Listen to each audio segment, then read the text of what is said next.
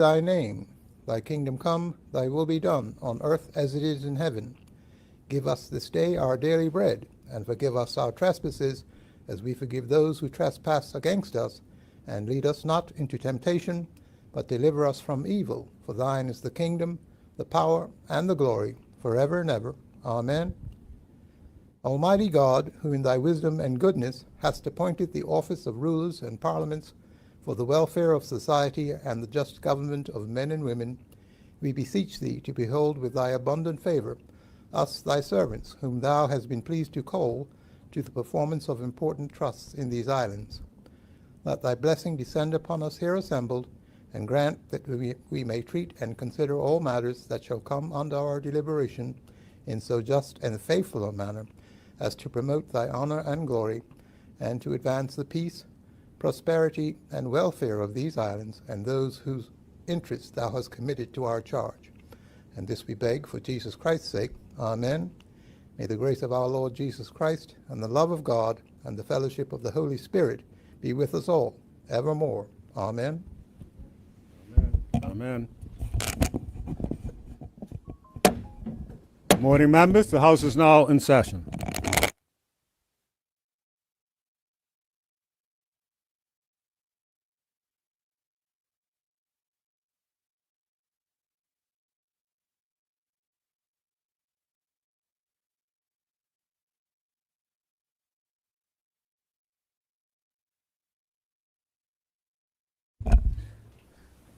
Members, the minutes from the 10th of July have been circulated. Are there any amendments required? There are none. The minutes will be confirmed as printed. Messengers from the governor? There are none. Announcements by the speaker. The following members have indicated their absence today. Government Whip, MP Terrell, MP Michael Fay, MP Jamal Simmons, and MP Wayne Frebert have all indicated their absence today. Messengers from the Senate? There are none. Papers and other communications to the House? There's one this morning in the name of the Minister of Home Affairs. Minister?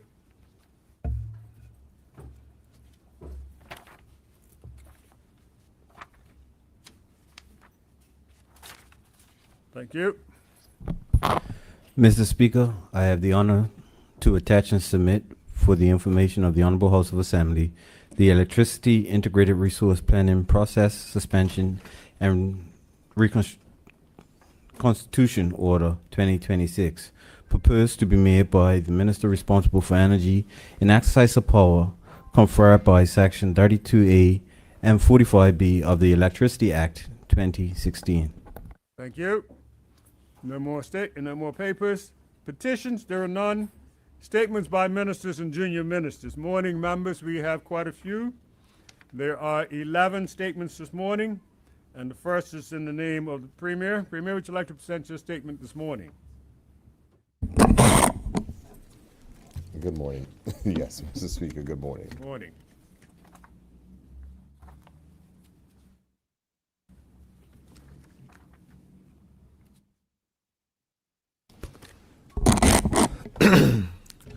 Thank you, Mr. Speaker.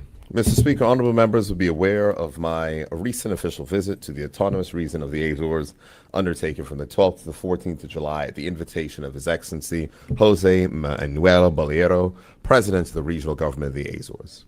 This visit returned the courtesy of President Bolayero's visit to Bermuda in October 2024 and that of his predecessor, President Vasco Cordero, in 2019, occasions on which successive presidents extended their invitation for such a visit. Mr. Speaker, I was pleased to be accompanied by the honorable member, the Minister of Tourism and Transport, Culture and Sport, whose portfolio speaks directly to the themes of this visit. Mr. Speaker, the ties between Bermuda and the Azores are ties of family. Since the first Portuguese immigrants arrived aboard the Golden Rule in 1849, generations of Azorians have crossed the Atlantic to build lives in Bermuda, and today roughly 20% of Bermudians carry that heritage. The highest proportion of Azorian descendants of any community in the worldwide Azorian diaspora. Their contribution runs from every field of Bermudian life: our agriculture, our construction, our businesses, our churches, and our sport and culture. Mr. Speaker, the program opened with an official audience with President Bolero at the Santa Ana Palace in Ponte Delgado, where I signed the Book of Honor on behalf of the people of Bermuda. The President's warmth and the generosity of the welcome extended throughout the visit reflected the genuine affection in which Bermuda is held in the Azores. Our discussions with the President ranged across the breadth of relationship and confirmed a shared determination on both sides to convert nearly 180 years of shared history into practical cooperation. Mr. Speaker, a centerpiece of the visit was the regional government's presentation on the Blue Azores program. In October 2024, the Azores legislated the largest network of marine protected areas in the North Atlantic, protecting 30% of the Azorean Sea across some 287,000 square kilometers, a world-leading achievement delivered through a science-based process built on consensus. Honor members will recognize in that description the very approach this government has taken through the Bermuda Ocean Prosperity Program. Indeed, the two programs share a founding partner in the Waite Institute, and our two archipelagos share the waters of the Sargasso Sea. I therefore propose, and the regional government welcomed, a structured technical exchange between our jurisdictions covering marine protected area implementation, enforcement and monitoring, the sustainable fisheries transition, and long-term conservation financing, so that as two Mid-Atlantic neighbors, we can continue to lead together in ocean governance.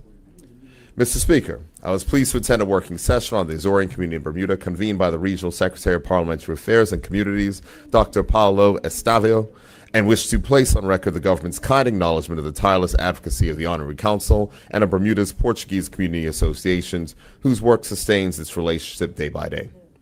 Mr. Speaker, I can advise this Honorable House of several matters arising from that session. First, the year 2027 will mark 600 years since the discovery of the Azores.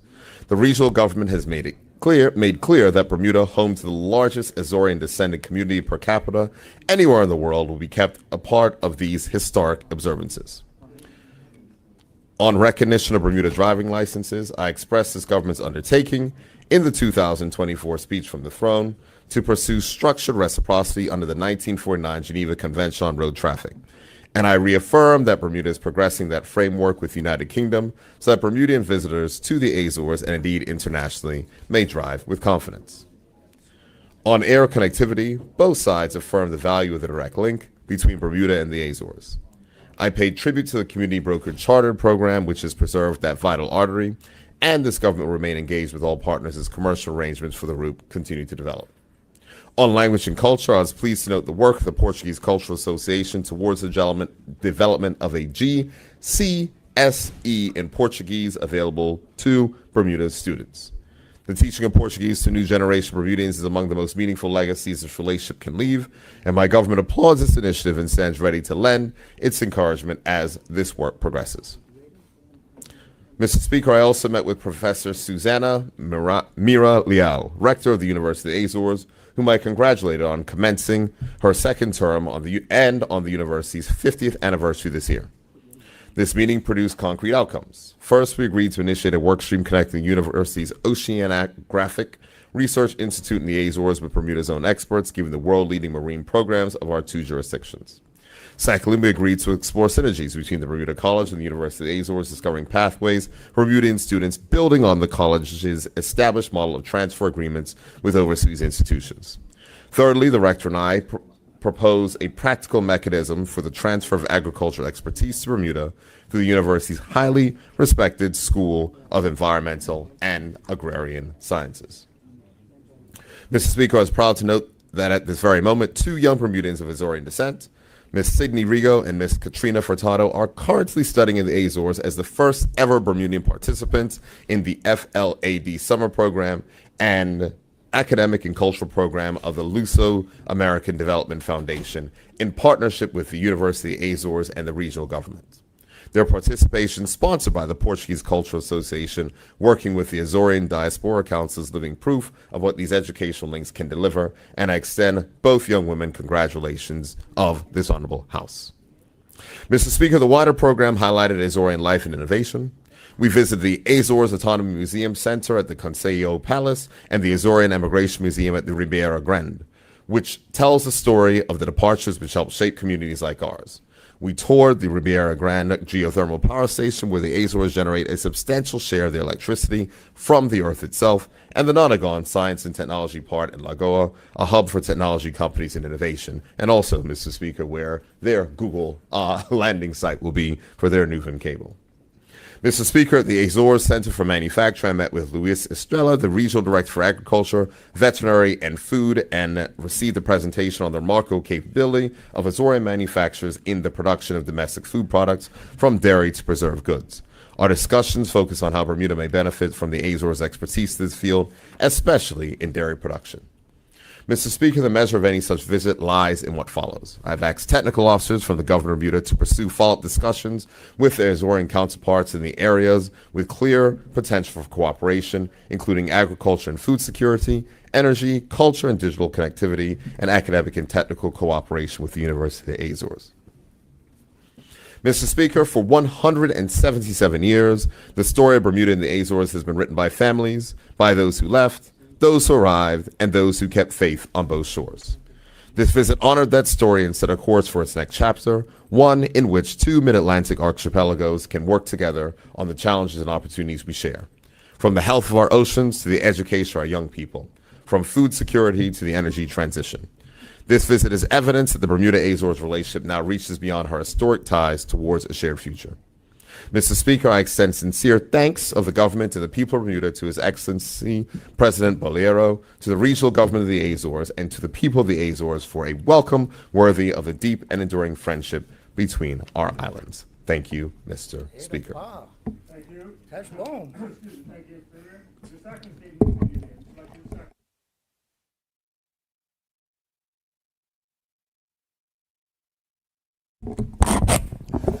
Thank you, Mr. Speaker. Mr. Speaker, tomorrow, the 18th of July, will be 9 years since this Progressive Labor Party was returned to office. We were returned as government with a clear mandate to build a fairer and better Bermuda. For many Bermudians, this meant a government that would work for fairer taxes, dignity and protection for workers, support for our seniors, and more affordable homes. Today, I rise to give this honorable House and the people we serve an account of that promise and the progress that has been made. Mr. Speaker, to understand how far we have come, we must first look back at where we started.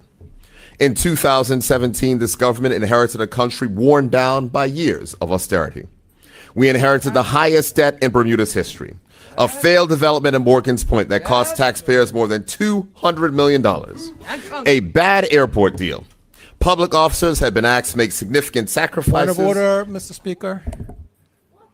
The Speaker, the Premier is misleading the House. The airport, the Premier is misleading the House. The airport deal is award-winning and has been promoted by this government. You know what? If you'd like to speak on it under questions, you can raise it under questions. Okay? Thank you. Thank you very much, Mr. Speaker. I will begin the paragraph. Mr. Speaker, to understand how far we've come, we must first look back at where we started. In 2017, this government inherited a country worn down by years of austerity. We inherited the highest debts in Bermuda's history, a failed development at Morgan's Point that cost taxpayers more than $200 million, and a bad airport deal. Public officers have been asked to make sacrifices, and there were 2,000 fewer jobs in our economy than in 2012. So this government has to work, set to work on with an ambitious 100-day program. One promise the government made was to ensure that our tax system is fairer and to ease the burden on working people. The previous OBA administration had raised payroll taxes on workers to the highest level in our history. True to our word, this government has consistently worked to ensure that workers keep more of the money that they've earned, and through that work, we have brought payroll taxes for workers to the lowest level in history. Today, a worker earning $48,000 pays 95% less in payroll tax they did before we took office. And since 2017, the average Bermudian has saved over $7,000 in payroll taxes. That is tangible progress that Bermudian workers and their families have felt in their pockets, Mr. Speaker. Mr. Speaker, the changes that this government has made for workers do not stop with payroll tax alone. We strengthened our trade unions, expanded protections against workplace bullying and harassment. We amended the Employment Act to extend paid maternity leave and introduce paid paternity leave for the first time in Bermuda's history, so the Bermudian father no longer has to choose between his pay and being present for the first days of his child's life. Mr. Speaker, this government passed legislation that ensures tips and gratuities earned by workers stay in their pockets, not their employers. And, Mr. Speaker, it was this government that introduced the first statutory minimum wage in Bermuda's history to ensure that all workers are treated with fairness and protected from exploitation. Be good, Premier. Be good. Find 'em. Mr. Speaker, this government recognized that even before we took office, that as much as we care for those currently working our economy, must also ensure that we take care of those who helped to build it, our seniors. While the former administration had granted only a single pension increase in 5 years, this government took a very different approach. Yes, we did. During our 9 years in office, this government has increased seniors' pensions 7 times in line with the rate of inflation, and this month we passed our 8th increase, which will take effect in August. Since we returned to office, the maximum contributory pension has risen by $271 a month. Over $3,000 a year, supporting seniors, and that also includes our public sector retirees who have dutifully served our island, who had their pensions frozen since 2014. We delivered on our promise of a 10% increase for public sector retirees, while also making historic changes, fixing the Public Service Superannuation Fund, which removed a $2 billion unfunded liability from our balance sheet. Mr. Speaker, Mr. Speaker, caring also means that our seniors and other Bermudians who rely on government-supported health insurance have access to the medical care and support they need. It was the previous Progressive Labor Party government that first introduced Future Care to help our seniors meet the rising costs of health care in their golden years. On returning to office, this government strengthened it. Mr. Speaker, this PLP government kept its promise to expand prescription drug coverage. Under Future Care, we increased the annual prescription drug benefit from $2,000 to $5,000.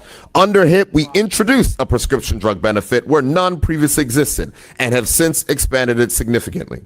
We have also removed the 12-month waiting period for the personal home care benefit entirely, so seniors and other eligible policyholders can receive care in the comfort of their homes from the day they need it. And, Mr. Speaker, we have now added a free annual health examination for HIP and Future Care policyholders and those persons on GHI without a copay. That is an important step towards early detection, prevention, and better management of chronic conditions before they become emergencies.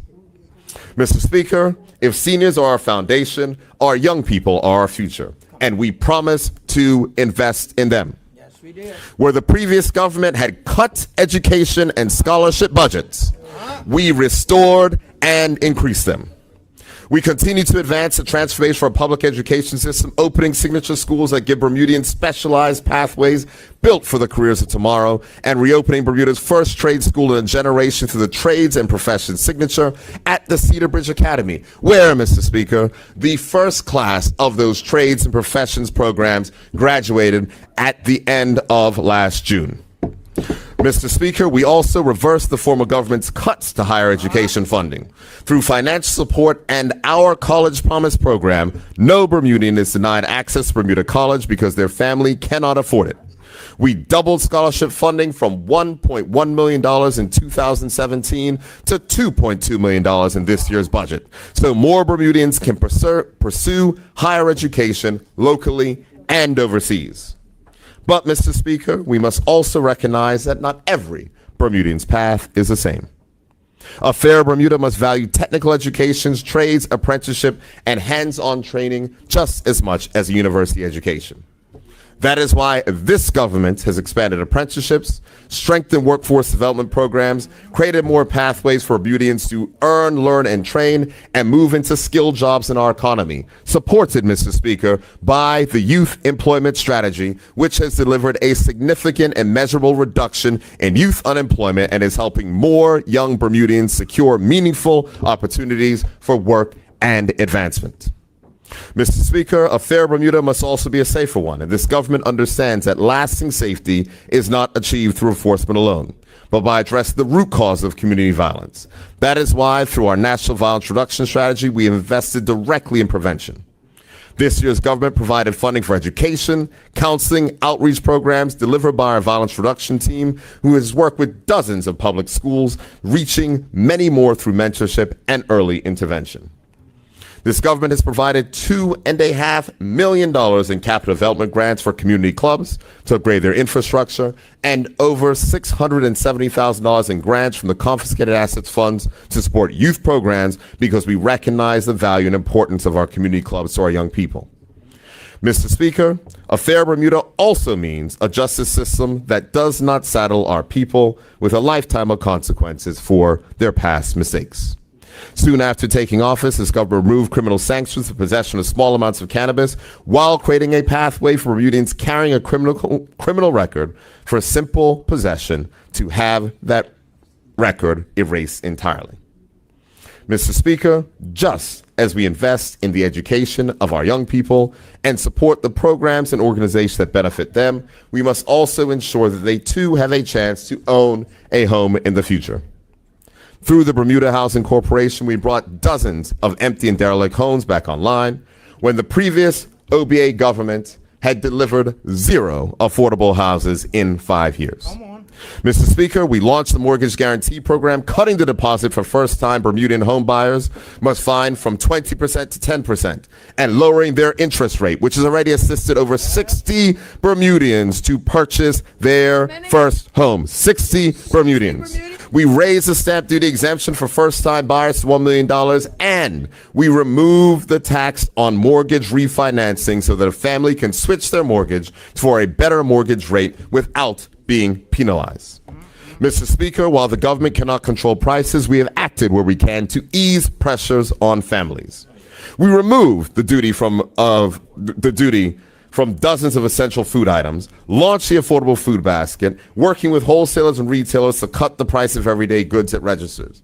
We, Mr. Speaker, froze the price of fuel at the pump while global prices surged, while at the same point in time, Mr. Speaker, eliminating the tax on gasoline, which the former government doubled.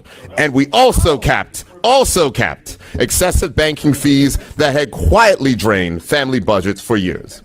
And, Mr. Speaker, we expanded child care allowance to families earning up to $130,000 a year. Mr. Speaker, I hear chirping. Let the record reflect that the former government cut the child daycare allowance from $70,000 to $50,000. But, Mr. Speaker, we expanded the child daycare allowance to families earning up to $130,000 a year so that parents no longer had to choose between going to work or staying home because of child care costs.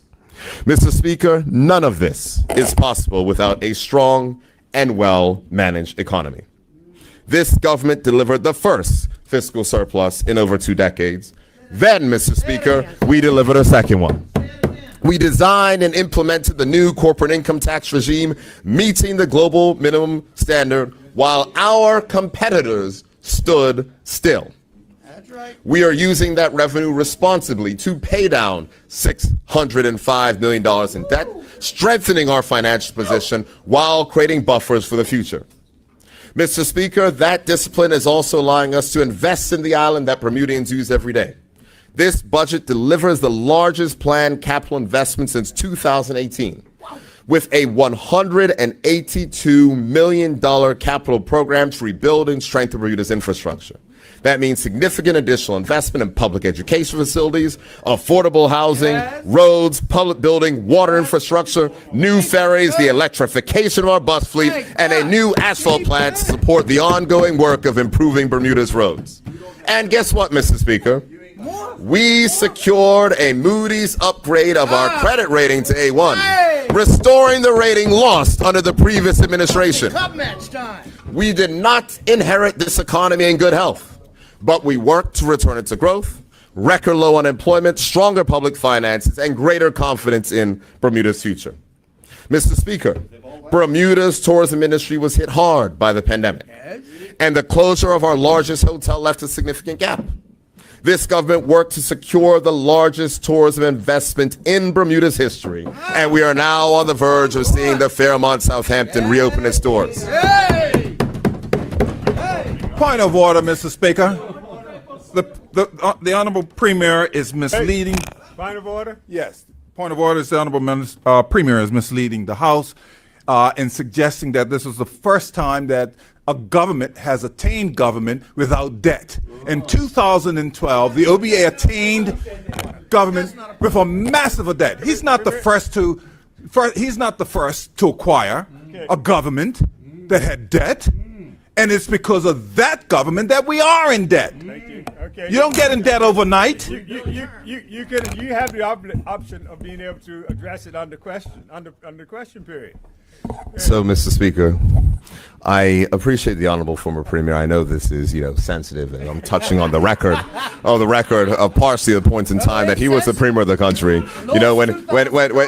When he said we're going to create 2,000 jobs and lost 2,000 jobs. And Mr. Speaker, it's important that the people who are listening hear the sentence that I was delivering, Mr. Speaker. So it's important. So I will start at that paragraph again, if I may, Mr. Speaker. Because though the honorable member is saying that this is the first time a government was inherited debt, no government inherited a debt as much as we did, Mr. Speaker. Record high debt, which was doubled under their term in office, Mr. Speaker. Point of order, Mr. Speaker. The Premier is misleading the House. Wait. Point of order. Point of order, the Premier is misleading the House. He knows full well, because we have discussed it several times, as is the Deputy Premier, that the budget book shows that we did not double the debt. And we are sitting here today with almost $3 billion of PLP debt. Thank you. That's a point. That's the point that's been disputed back and forth on many occasions. On many occasions. Mr. Speaker. And I'm sure you can address it in your comments to him in your question. Mr. Speaker, 1.2 billion to 2.4 billion is a double. They don't like it, but that's what it is, Mr. Speaker. Point of order, the Premier is misleading the House. The numbers that he's given to the House are incorrect. Wait, 1 second, Premier. MP. The numbers he just gave to the House are incorrect. The numbers are in the budget book, and it's page C29. Thank you. Premier. Thank you very much, Mr. Speaker. I know the honorable member knows better than referring to those numbers, but I will go ahead and give him the numbers but I'm going to continue with my statement, Mr. Point Speaker. of order, Mr. Speaker. The Point- Honorable Premier is now impugning a proper motive. It is perfectly proper for me to refer to the budget numbers when correcting his misstatement to the House. What he basically said that you like to prefer to refer to the numbers. He didn't say anything inappropriate. You referred to the numbers, which you did. Mr. Speaker, 1.2 billion to 2.4 billion. The people of the country know what that means. Now, Mr. Speaker, 1 and 1 is 2. Bermuda's Point of order. Um, The Honorable Premier is again misleading the House. The numbers that he has just given to the House are false. Okay. But what he said, he quoted 2 numbers just now, and he didn't attach them anywhere. He just could have said 10 and 12. Wait. Let me finish. Sit down. He said 10 and 12. I'm going to use 2 numbers. And he said the people understand what 10 and 12 means. That's all he basically said. He didn't dispute your number. He didn't say what his number meant. He just said, here are 2 numbers. And he moved on. Mr. Speaker, if you're directing that he may make up numbers on the floor of the House, then so be it. I'm not directing that he makes up numbers. I'm expecting him to put down, as he's done in the past when this has come up, he's trying to present a case for the numbers. And that's what he was trying to present, his case for the numbers, and we keep getting shut down. But, yeah. Mr. Speaker, the Honorable Whip says I've got my preaching tie on today. Yes, Mr. Speaker, I have my preaching tie on, red and blue, and I'm going to bowl some bumpers all day.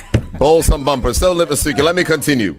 Mr. Speaker, Bermuda's tourism industry was hit hard by the pandemic, and the closure of our largest hotel left a significant gap. This government worked to secure the largest tourism investment in Bermuda's history, and we are now on the verge of seeing the Fairmont Southampton reopen its doors. Its reopening will further boost Bermuda's economy, strengthen our tourism product for years to come. Mr. Speaker, we also promised to diversify our economy, and we are delivering. We made Bermuda a global leader in digital finance, and last month we celebrated the landing of Google's Nuvem and Sol subsea cable systems in Bermuda. This is a major vote of confidence from one of the world's leading technology companies that will result in $100 million of investment in the East End, connecting Bermuda directly to the United States and Europe through a new transatlantic sub-key infrastructure and strengthening our island's position in the global digital economy. 100 million. Mr. Speaker, none of this happened by accident or overnight. It did not. It is a result of deliberate choices paired with prudent financial management from a government determined to keep its election promises. I do not have the time today to cover every promise kept, but after 9 years, the record speaks for itself. Mr. Speaker, fairer taxes are not a promise for tomorrow. They are a reality today, with workers paying less and those able to pay more contributing their fair share. Protections for workers have been strengthened, and opportunities for Bermudians to earn, learn, and advance have been expanded. Pensions have increased with the rate of inflation, and support for our seniors has been extended. Access to health care has been improved with greater coverage and a focus on prevention. Record investment is being made in affordable housing. Our infrastructure is being upgraded. Scholarship funding has doubled. Our economy is strong with record numbers of Bermudians employed in international business, and our debt is being reduced as we deliver budget surpluses, Mr. Speaker. We do not say that every challenge has been solved, but after 9 years, the record is clear. This government has guided Bermuda through a once-in-a-century pandemic, restored stability to the public finances, and made deliberate choices to build a Bermuda that is fairer, stronger, and better prepared for the future. Mr. Speaker, that work continues, and this Progressive Labor Party government will carry it forward with the same determination and commitment that have carried us this far as we continue to build a better and fairer Bermuda for all. Thank you, Mr. Speaker. Thank you. Thank you. Members, the next statement this morning is in the name of the Deputy Premier. Would you like to present your statement now? Sure, Mr. Speaker. Let the good news continue. Okay. No, I want to hang on to that. Yes, Mr. Speaker, in the spirit of COP Match, thank the Premier for that beautiful outlining of the last 9 years. Mr. Speaker, I rise today to provide this honorable House and the people of Bermuda with an update on the government's housing infrastructure projects program and the next steps being taken under Phase 2 of this important initiative. As honorable members are aware, Phase 1 of the Housing Infrastructure Projects program is currently underway, with several housing development projects progressing through the various stages of implementation. Building on the progress being made under Phase 1, the Ministry of Housing and Municipalities, working in partnership with the Bermuda Housing Corporation and the Bermuda Land Management Corporation, is now advancing Phase 2 of the Housing Infrastructure Projects program through the identification and assessment of additional sites for the future housing development. Mr. Speaker, the sites currently identified for consideration under Phase 2 include Maria Hill in Sandys Parish, Tudor Hill in Southampton Parish, Ocean View, Warwick, Ewing Street, City of Hamilton, Harbor View in St. David's, and of course, there's a government house, 33 acres piece of property on North Shore that we will be looking at as well. These sites already form part of the existing property portfolios of the Bermuda Housing Corporation and the Bermuda Land Management Corporation and are being advanced through the collaborative efforts of both organizations. Collectively, these locations represent the next phase of the government's efforts to increase housing opportunities across Bermuda through strategic development of publicly owned properties already within the Two Kangaroos housing portfolio. The sites have been identified based on their potential to contribute to the expansion of the island's housing stock while supporting the broader objective of increasing access to affordable housing. Mr. Speaker, it is currently anticipated that Maria Hill, Tudor Hill, and Ewing Street could be developed primarily as affordable rental housing opportunities, while Ocean View, Mariah, yes, Mariah. Thank you, Mr. Speaker. We had a debate about Mariah or Maria, but you're right, it is Mariah. Thank you, Mr. Speaker. Mr. Speaker, it's currently anticipated that Mariah Hill, Tudor Hill, and Ewing Street could be developed primarily as affordable rental housing opportunities, while Ocean View and Warwick and Harbor View are being contemplated for a home ownership development, Mr. Speaker. Mr. Speaker, while these sites have now been identified, preparation work is still in early stages. Once the sites are confirmed, detailed assessments will be undertaken to determine the most appropriate development approach for each location, including site layouts, building configurations, infrastructure requirements, housing mix, and ultimately the number of residential units that can be accommodated. Mr. Speaker, we believe it is important to engage the public and surrounding communities early in this process. Housing developments become part of the fabric of the neighborhoods in which they are built, and providing information about our intentions at this stage reflects our commitment to transparency and open communication. The proposed sites have not yet been finalized. By sharing this information now, residents can remain informed about the locations currently being advanced under Phase 2 and follow the evolution of these projects as planning progresses.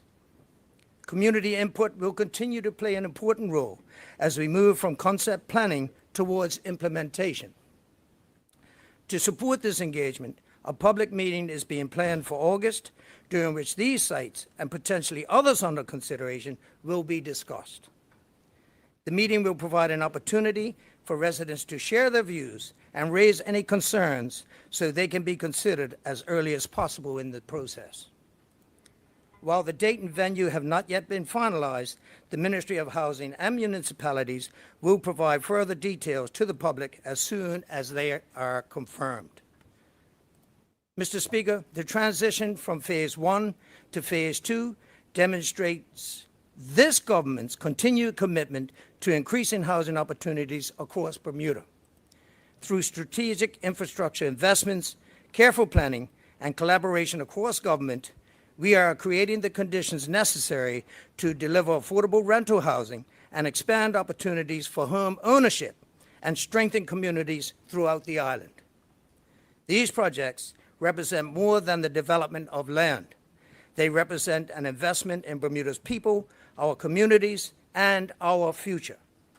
By making targeted investments in housing infrastructure today, we are laying the foundation for stronger, more resilient communities tomorrow. The ministry looks forward to providing further updates to this honorable House as work progresses on these important initiatives. Thank you, Mr. Speaker. Thank you, Deputy Premier. Members, the next statement this morning is in the name of the Minister of Youth, Social Development, and Seniors. Minister? Good morning, Mr. Speaker. Good morning. Mr. Speaker, I rise today to provide this honorable House with an update on the work being advanced by the Ministry of Youth, Social Development, and Seniors through the Office of Youth Affairs to support Bermuda's young people and their families in a rapidly changing digital environment. Technology is now part of everyday life for our children and young people. It supports learning, communication, creativity, research, entertainment, and connection. It requires balance, guidance, and practical support at home. Many parents and guardians are trying to guide children through rapidly changing online spaces. They are managing screen time, social media, pressure, gaming, online friendships, artificial intelligence, privacy concerns, and digital habits that can affect sleep, confidence, focus, and family relationships. Mr. Speaker, as online engagement increases during the summer months and continues throughout the school year, the Office of Youth Affairs is taking practical steps to help parents and guardians foster safer, healthier digital habits. The One Bermuda Alliance previously asked when the course would be held, and this update follows up on that inquiry. I can confirm that the Office of Youth Affairs is advancing the Parent Cyber Safety and Digital Wellness course series for delivery during the summer and fall. The decision to begin during the summer is intentional. When school is out, many young people will have more unscheduled time, increased device use, and greater exposure online content as school routines pause. The fall Continuation will provide further support as young people return to school, settle into academic routines, and continue balancing learning, recreation, family life, and online engagement.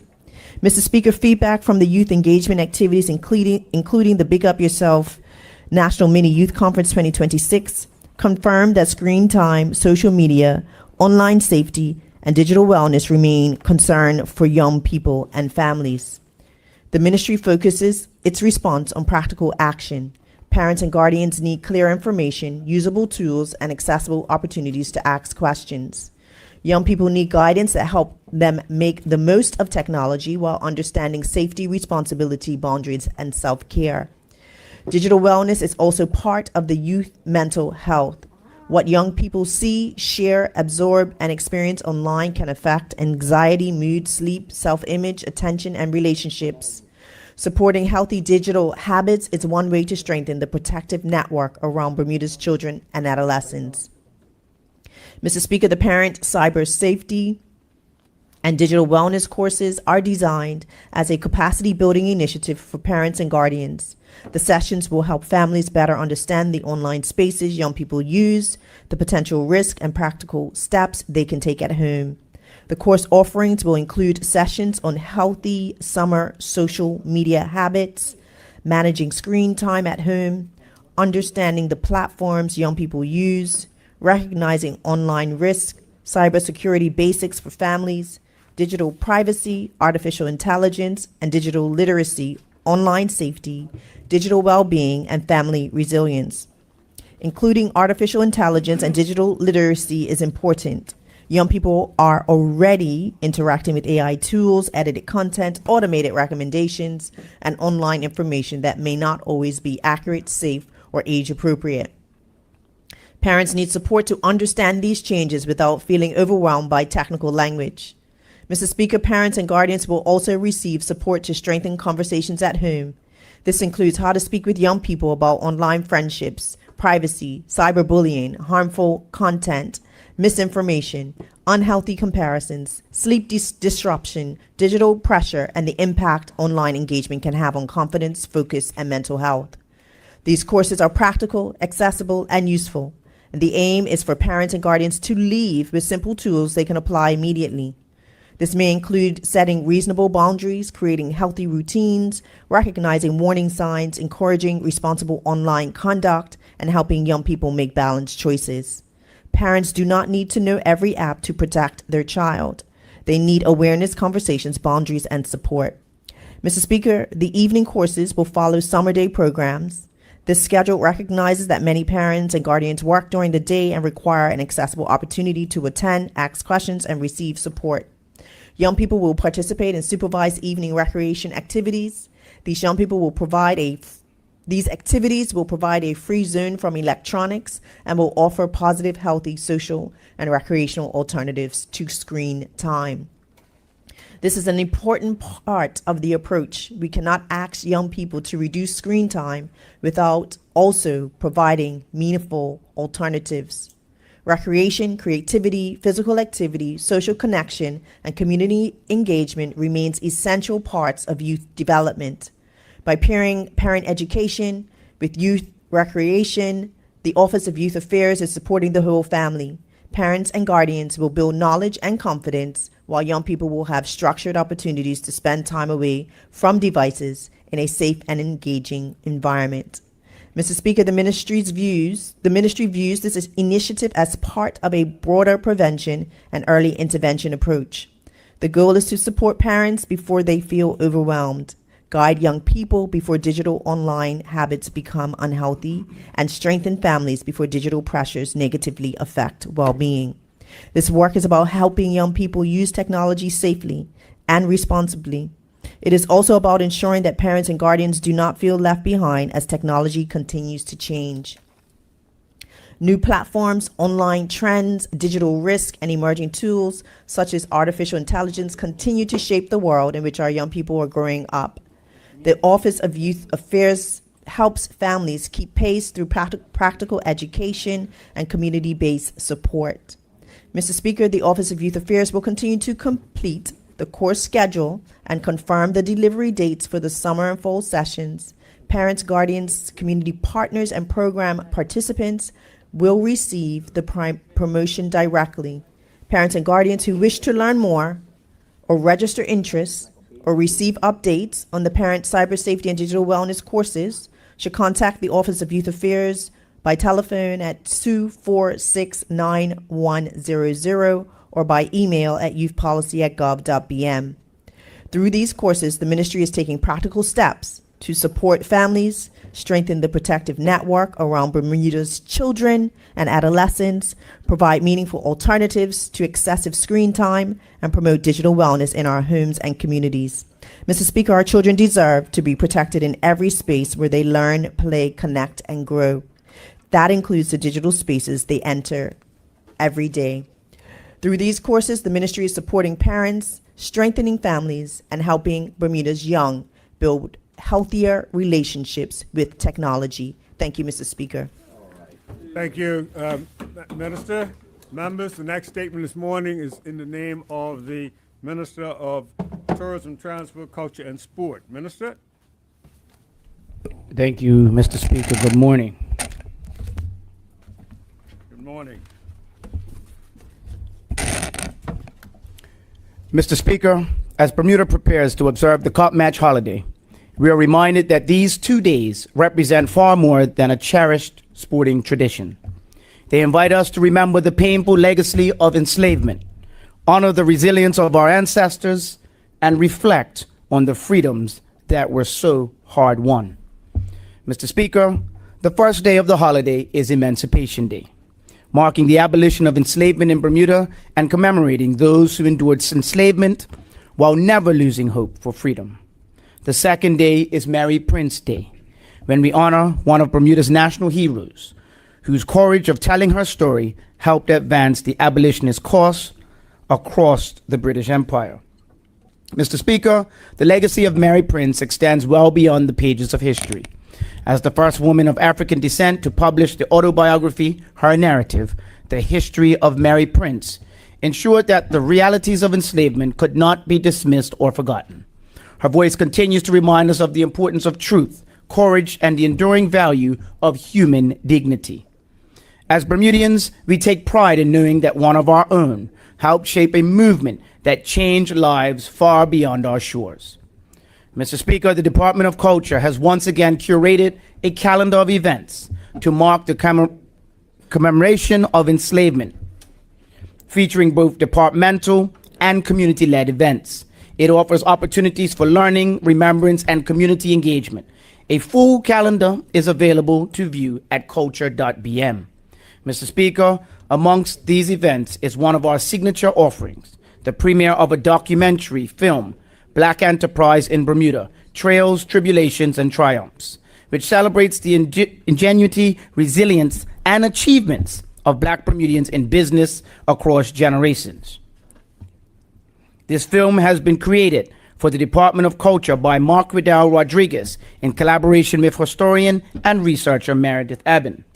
Mr. Speaker, emancipation is not solely about remembering the hardships of the past. It is also about recognizing the extraordinary accomplishments of Black Bermudians, whose perseverance, talent, and leadership have helped build Bermuda that we know today. It is also about carrying forward the values of freedom, equity, and respect, so that future generations inherit more than just more an inclusive Bermuda.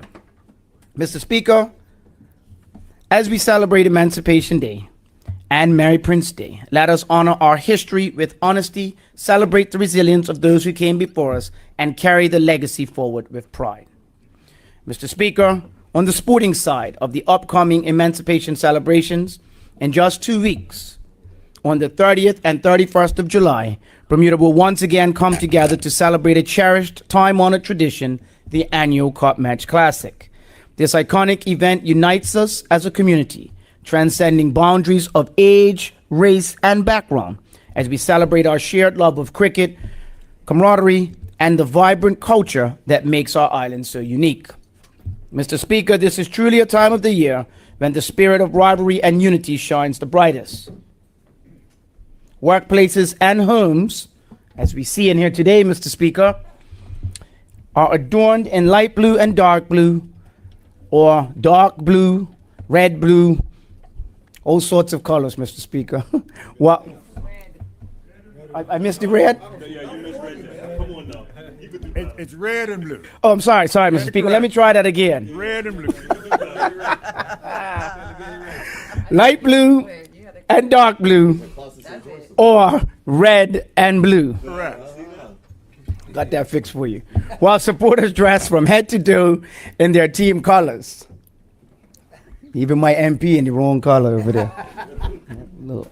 I noticed you aren't wearing any today. Everyone else has got one that favorite color. We'll get to Connie game a little later, Mr. Speaker. That's all I concluded. It is certainly one time of the year when wearing the wrong colors, Mr. Speaker, will almost certainly result in some good-natured teasing. Mr. Speaker, I would like to express my sincere gratitude to this year's host, the Somerset Cricket Club. Under the leadership of President Mr. Richard Scott, his committee, the organizers, sponsors, and the countless volunteers who are working tirelessly to make this year's cup match a success. Every year, the government is pleased to provide financial assistance to the host club to support the delivery of this beloved national event, and this year is no exception. While we look forward to the excitement and celebration of Cup Match, the government also wants to ensure that everyone can enjoy the festivities safely. To that end, the Ministry of Tourism and Transport, Culture and Sport has committed $70,000 in total funding to support Somerset Cricket Club in hosting this year's event, including funding for a professional engineering company to inspect and certify the safety of the scaffolding structures erected for the occasion. Mr. Speaker, I'd like to acknowledge the president of St. George's Cricket Club, Neil Painter, who has returned to the role after a brief break, along with his executive, volunteers, players, and supporters. The dedication and commitment shown by both clubs to ensure that Cup Match remains one of Bermuda's most treasured annual traditions is admirable. Before I conclude, Mr. Speaker, I'd be remiss if I did not highlight the much anticipated 28th edition of the annual Mini Cup Match, hosted this year by the Department of Sport and Recreation. This celebrated event will take place on Friday, July 24th at the Somerset Cricket Club. This year's match will see the defending champion Somerset take on St. George's with the first bowl scheduled for 10:30. The young cricketers aged 8 to 14 have spent the past few weeks preparing as the department's next innings summer day camp. They have been coached by former Cup Match players Rodney Picnic Trott and Coolidge Cooley Dorm, together with the camp's dedicated staff. Each year, Mini Cup Match provides not only an exciting day of cricket, but also a glimpse into the bright future of the sport in Bermuda. I also wish to express our sincere appreciation to CG Insurance for once again serving as sponsors for their continued investment in developing our young cricketers. Mr. Speaker, I encourage the public to fully embrace the spirit of Cup Match by attending the final Cup Match trials at both clubs on Saturday, the 25th of July, and remaining for the eagerly anticipated team selections later that evening.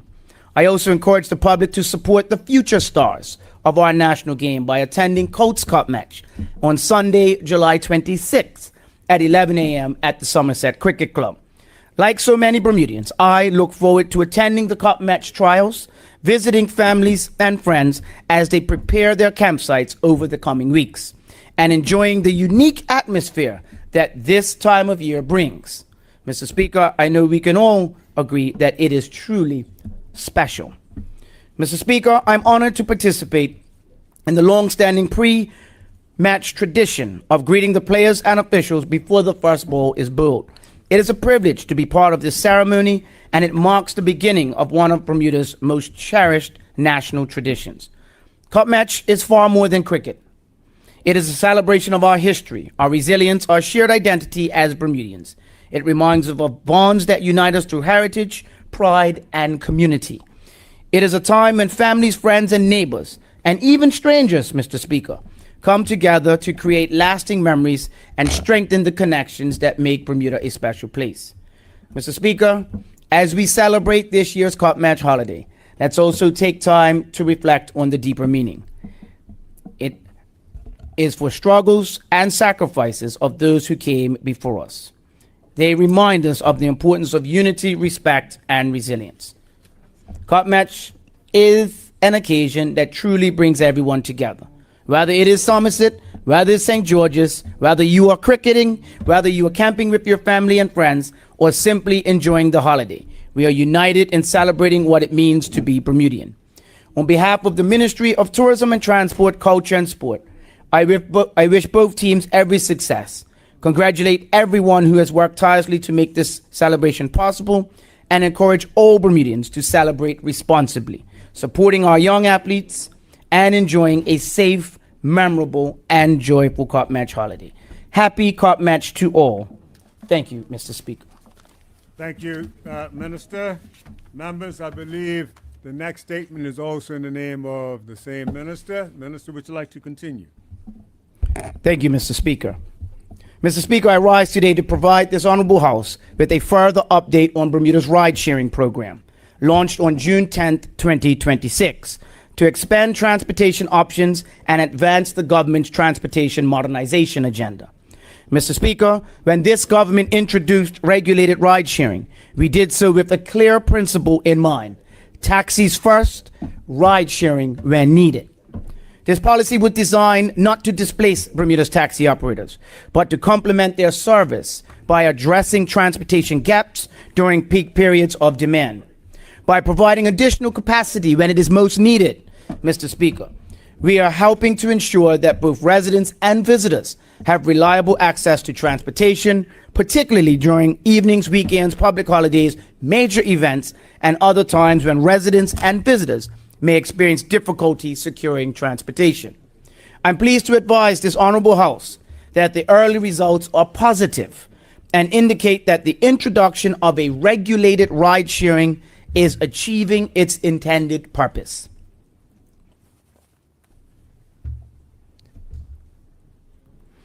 Mr. Speaker, between June 10th and July 15th, 2026, Bermuda's ride-sharing program recorded 1,466 rides, averaging approximately 41 rides per day during its first 5 weeks of operation.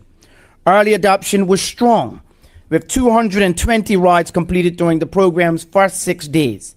By July 15th, ridership had risen to 1,466, demonstrating sustained growth and increasing public uptake. The highest single-day total was recorded on July 11th, when 105 rides were completed. Mr. Speaker, interest in the program also continues to grow. To date, approximately 100 applications have been submitted for participation in Bermuda's ride-sharing program. Approximately 30 applicants have been approved, with the remaining applicants continuing to move through the required review and processing stages. While the ministry is working to process applications efficiently, it is also important, Mr. Speaker, that this is done properly. Each application must be reviewed against the established requirements, including Bermuda's Police Service vetting, public service vehicle licensing, vehicle inspection, insurance, and other safety and operational standards. This due diligence is essential to protect passengers, support public confidence, and ensure the program expands responsibly. Mr. Speaker, the location data indicates that ride-sharing activity across Bermuda includes hotels, restaurants, beaches, residential neighborhoods, Hamilton Dockyard, St. George's, the airport, medical facilities, shopping areas, and community locations. This is significant because ride-sharing was never intended to serve just a single purpose. It was introduced to provide an additional transportation option within Bermuda's broader transportation network and to enhance the mobility of both visitors and residents. For visitors, the data demonstrates that ride-sharing is facilitating travel from hotels, guest properties, restaurants, beaches, the airport, and other key visitor destinations. At least 268 rides involved identifiable hotels, resorts, guest properties, or visitor accommodations. This demonstrates that the program is already contributing to Bermuda's tourism product and helping to improve the visitor experience. While tourism benefits are evident, the data also highlights the value of ride-sharing for Bermuda's residents. Using patterns or usage patterns, show activity across Paget, Warwick, Southampton, Devonshire, Smiths, St. George's, Sands, Somerset Dockyard, and Hamilton, with many rides involving residential roads, neighborhoods, and everyday destinations. This confirms that residents are also embracing rideshare as a practical transportation option, using the service for travel to and from home, medical facilities, shopping areas, restaurants, events, and community locations. Overall, the figures being shared today, Madam Acting Speaker, present a positive picture of growing adoption and meaningful use of the ride-sharing service. These patterns of use demonstrate that ride-sharing is already making a measurable impact and fulfilling its intended purpose, expanding transportation choice and providing a flexible and convenient as well as accessible service that benefits both residents and visitors throughout Bermuda. Madam Acting Speaker, this is exactly the kind of impact that the government intended. Ride sharing is helping visitors move around the island while also giving residents another option when they need transport. It's helping to fill gaps, improve access, and provide additional capacity when and where is needed. Importantly, ride sharing is also supporting Bermuda's taxi industry. Since the launch, ride sharing has completed more than 1,000 passenger movements. These are rides that otherwise have been placed additional pressures on the existing taxi network during busy periods, evenings, weekends, events, and higher visitor days. By helping to absorb this additional demand, ride sharing is supporting the wider transportation system and helping to reduce the risk of passengers being left without transportation.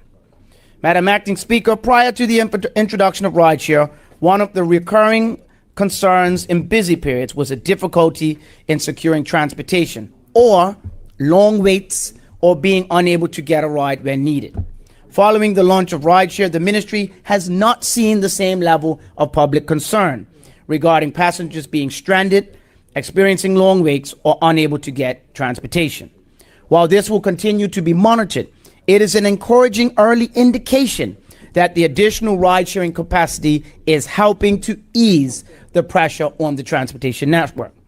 This also supports the reputation of Bermuda's taxi industry. Taxis remain the first and central transportation option, while ride-sharing provides regulated supplemental service to help absorb the additional demand and reduce the likelihood of negative passenger experiences during high period demands. Madam Acting Speaker, the ministry remains committed to ensuring that ride-sharing operators are operating within a regulated and responsible framework. All ride-sharing operators remain subject to government oversight, including the public service vehicle license requirements, vehicle inspections, insurance requirements, and operational standards established by the Transport Control Department and the Public Service Vehicle Licensing Board. The ministry and the Transport Control Department will continue to monitor ride data, operator participation, stakeholder feedback, passenger experience as the program continues to develop. Madam Acting Speaker, reliable transportation is fundamental to the quality of life of our residents and to the experience of those who visit our island. Early results indicate that it is gaining traction with measurable evidence of utilization. The service is expanding transportation options and providing residents with greater convenience and flexibility in their travel choices. This government remains steadfast in its commitment to modernizing Bermuda's transportation network, delivering safe, reliable, and accessible transportation solutions, practical and improved transportation options. Thank you, Madam Acting Speaker. Thank you, Minister. I call on the next minister, the Minister of Works. Minister.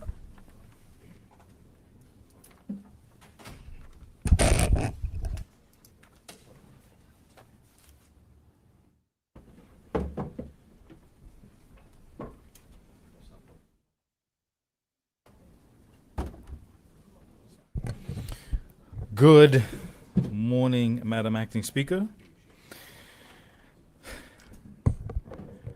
Madam Acting Speaker, in the 2026-27 financial year, the Ministry of Public Works and Environment has been allocated $3 million to establish a new community beautification program.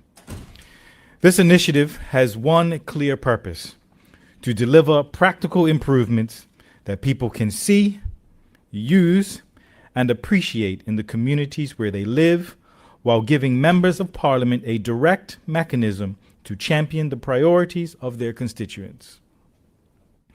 Madam Acting Speaker, government is often judged by the major projects it delivers. But the public also judges us by the everyday experience of living in Bermuda. They notice the overgrown verge that reduces visibility on a busy road, the broken bench in a neighborhood park, the peeling railing, the damaged playground equipment, or the missing road sign. While each may seem minor on its own, together they shape how people experience the communities they call home. That is precisely why this program is so important. Madam Acting Speaker, the ministry already operates an extensive maintenance program that touches every part of Bermuda. Every day, our officers maintain roads, bridges, public buildings, parks, beaches, railway trails, seawalls, drains, and countless other public assets. They deliver planned maintenance, respond to emergencies, and undertake the capital projects that keep our island functioning. It is an ongoing responsibility that requires our teams to continually balance planned maintenance with the unexpected demands that arise each day. The reality is that approximately 500 dedicated public officers are responsible for maintaining virtually every aspect of government's public infrastructure. They perform this work with professionalism and commitment while balancing routine maintenance, emergency response, and major capital projects across the island. Madam Acting Speaker, even the best maintenance programs must remain flexible. A crew scheduled to carry out planned work in the morning may instead be called away to respond to an emergency, such as a water main break. Those urgent situations cannot wait, and when they arise, other planned work must inevitably be rescheduled.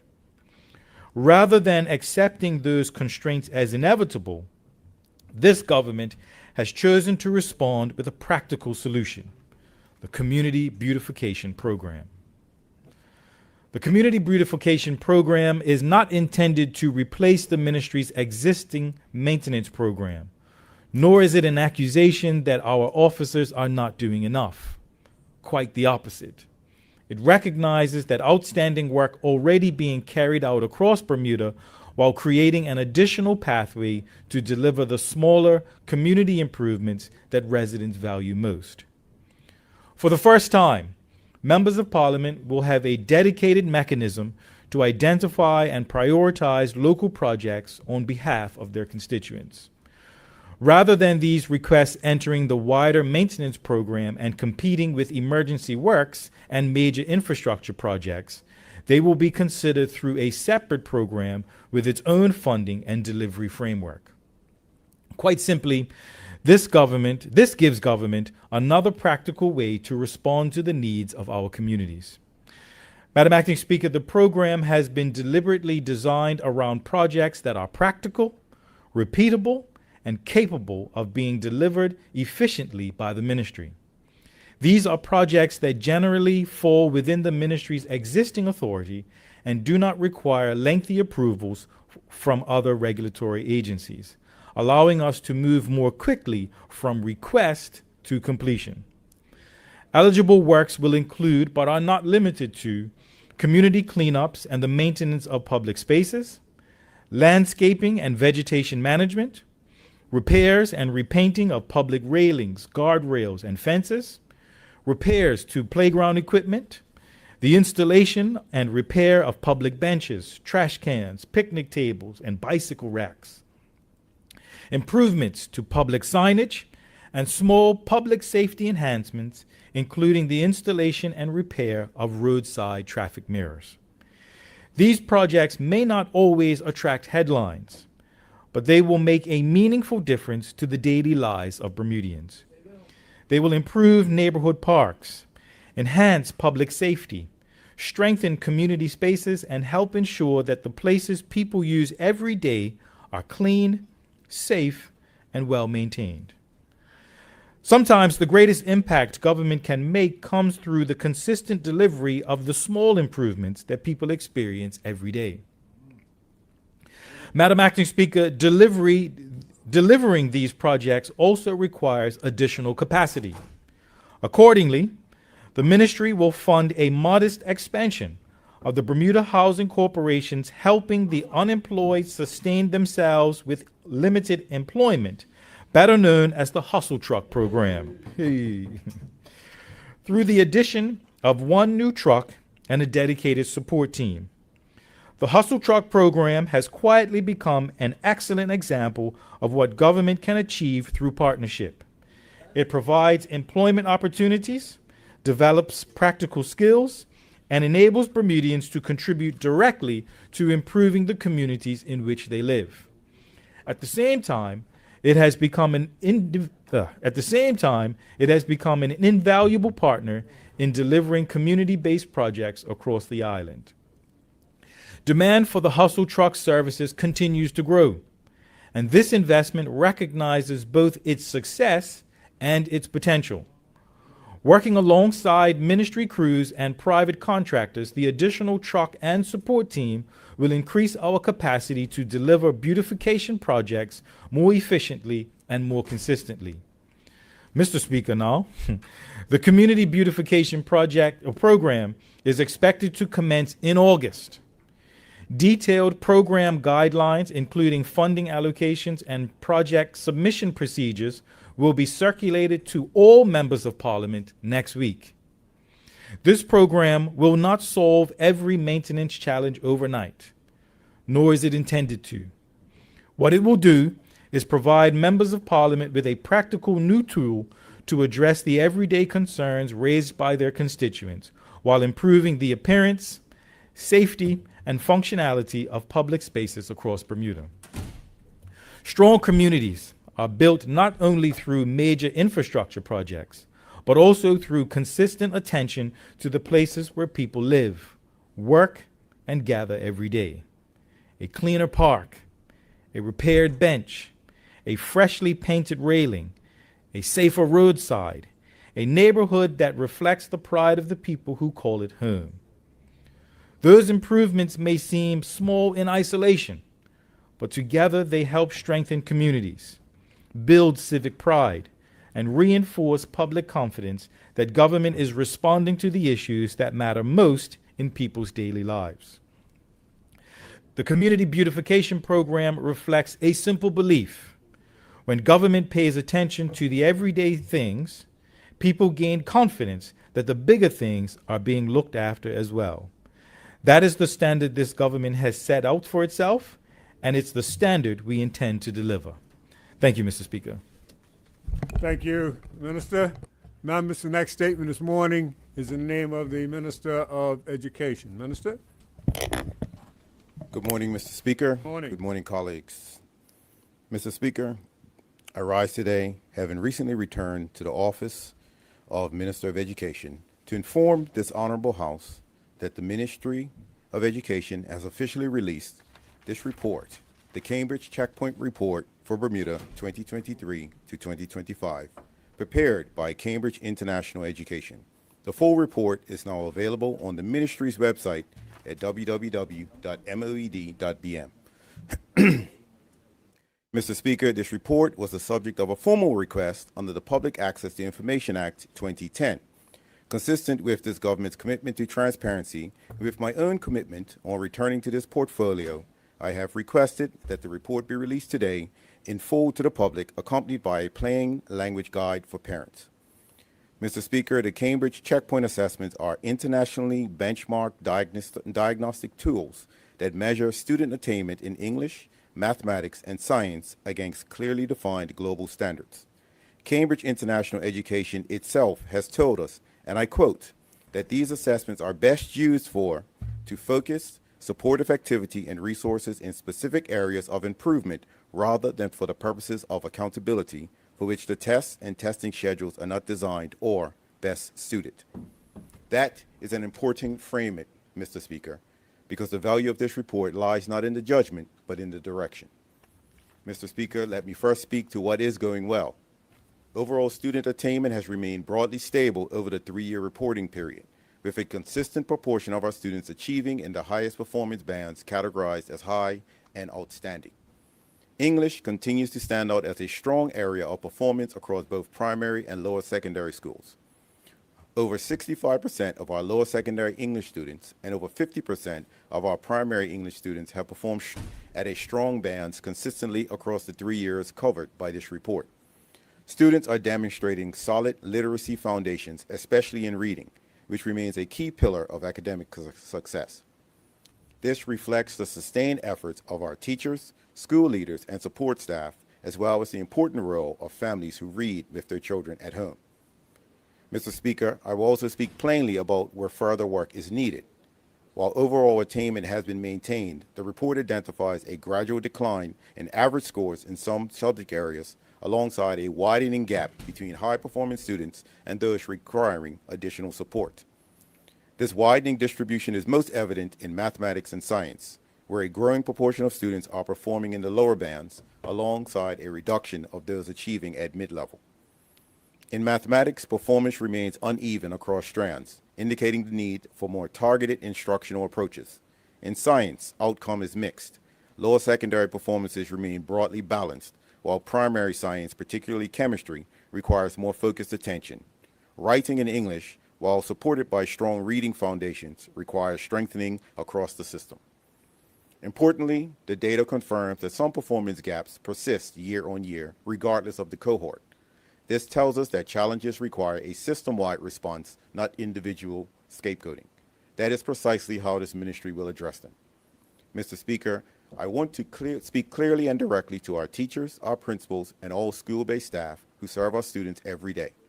This report is not a judgment of you. Cambridge International Education itself has told us that these assessments are diagnostic tools designed to identify where students need support, not to judge individual educators or rank individual schools. But let me be equally clear. Mr. Speaker, the fact that Cambridge is diagnostic doesn't mean that accountability is absent. Accountability in our public education system rests where it properly belongs, with the ministry, with the Department of Education, and ultimately with the minister who stands before this House today. Progress and improvement are expected. Measurable outcomes are expected, and this ministry accepts that expectation without qualification. To parents listening today, if you have concerns about your child's progress, please speak to your child's teacher or principal. A plain language, parent-friendly guide is being formatted to accompany this report, helping every family understand these findings and how they can support their child at home. Parents remain our most important partners in this work. Mr. Speaker, I do not stand here today to point fingers. I stand here to point forward. The responsibility for improving outcomes belongs to all of us, and that is the government, educators, families, the community, and this ministry accepts that share of responsibility fully. A clear program of targeted action is underway. 1. Strengthening mathematics instructions through focused instructional strategies and professional development to support teachers in addressing identified learning gaps. 2. Expanding writing across the curriculum so that students write more often, and receive clear feedback on every subject. 3. Enhancing science teaching and learning with particular emphasis on primary science, especially chemistry. 4. Enhanced analysis of subject and strand level performance data to inform classroom practice, targeted especially at students at the lower performance bands.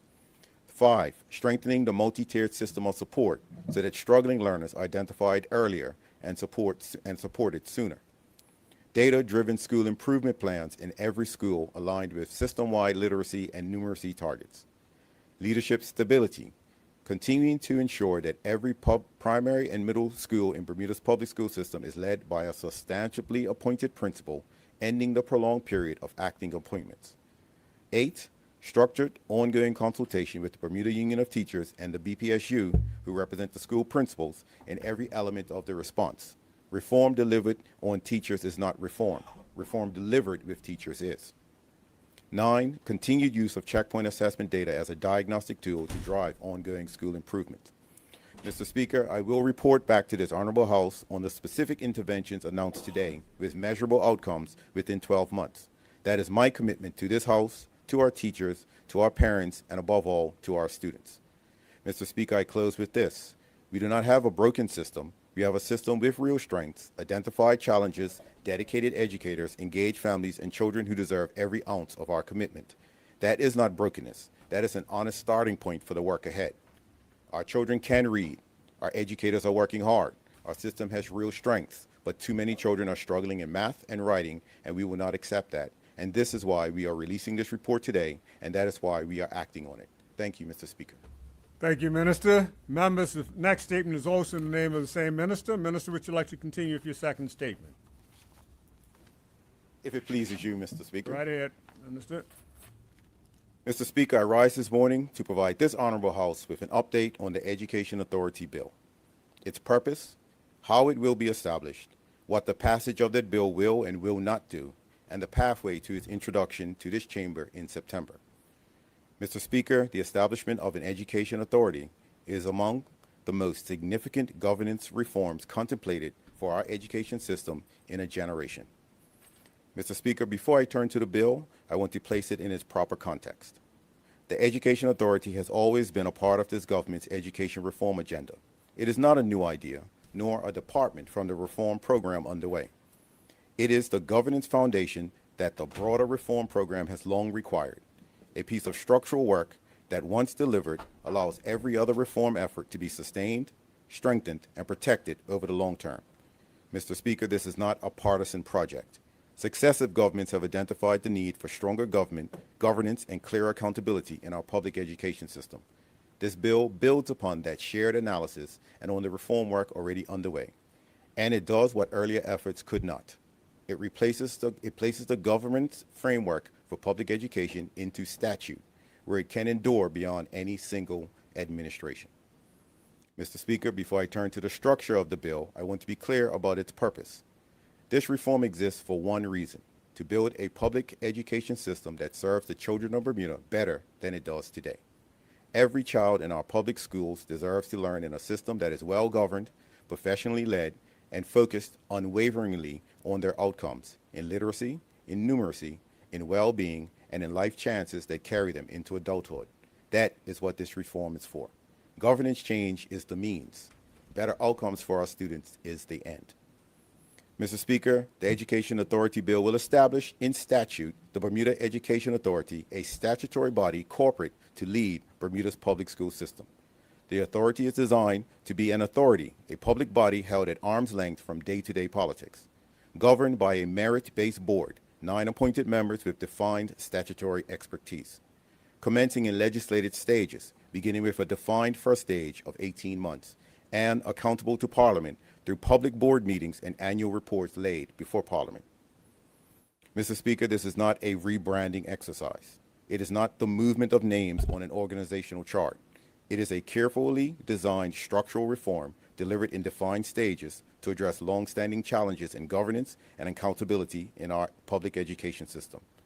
Some will ask what an education authority adds to the reform work underway.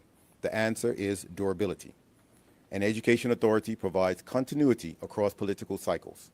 It provides a governance structure whose remit is education and only education. It provides long-term stewardship of the system insulated from the pressures of short political timescales. It provides a single accountable point of professional leadership at the top of the public school system. These are structural strengths that will protect the reform work already delivered and give the reform work ahead the foundation it needs to succeed. Mr. Speaker, much has been said in public commentary about the concept of independence and related to this authority. Today, I want to speak plainly to this House about what independence means in practice. Educational independence is a function of how a system is governed, not merely who funds it. The authority will be a publicly statutory body funded by the government and answerable to the minister and to Parliament, not a private entity. That is entirely consistent with independent and professional governance. Mr. Speaker, the bill adopts what is known as a quasi-autonomous public body model, commonly known as a quanga. The structure will be held at arm's length from government, which is used across the Commonwealth for public functions that require independence from day-to-day political direction while remaining publicly funded and publicly accountable. The independence of the authority is protected through several structural features written into the bill, such as a merit-based board of 9 voting members with defined statutory expertise. That includes educational expertise, expertise in supporting vulnerable students, a Bermuda College representative, and private and public sector experience, with the Commissioner of Education as a non-voting ex officio member. Appointments will be advertised and merit-based. Clearly defined statutory powers and duties so that the public, Parliament, and the authority itself understand precisely where its remit begins and ends. The authority's substantive operational design will be developed by the board itself in consultation with stakeholders, not by political actors on the board's behalf. A governance framework designed to endure beyond any single administration. Legislation this significant must serve Bermuda's children regardless of which party forms the government of the day. Mr. Speaker, these are not aspirations. These are design features of the bill. Mr. Speaker, the bill provides for the establishment of the authority in 4 defined legislative stages. This is a deliberate design choice, one intended to ensure that reform is delivered thoughtfully, consultatively, and with the appropriate legal safeguards in every step. Stage 1, established. That is the first 18 months following commencement with a single limited 12-month extension available. Stage 1 establishes the authority as a body corporate, appoints the board, and begins planning and consultation. During Stage 1, the board will prepare the proposed school board frameworks for all schools to use, designing the model and consulting on it, but established in following later stages. Design the future organizational structure of the authority. Consult widely by engaging unions, aided schools, parents, and the community, and recommending the onward pathway for stages 2, 3, and 4. Stage 2, structure, which will follow Stage 1 and will require further legislation. Stage 2 develops the operational structure, builds the proposed school board's framework, and undertakes workforce planning. Stage 2 will require further legislation, which will only be brought to this honorable House after the board has completed its Stage 1 consultation. Stage 3, transfers. Stage 3 transfers the function of the Department of Education to the authority, and school boards become operational. Stage 4, full control. Stage 4 marks the abolition of the Department of Education and the authority's assumption of full operational control for the Bermuda public school system. Mr. Speaker, I want to be clear here. Stage 2 will require further legislation and consultation before we proceed. That will be a legal requirement, not a political promise.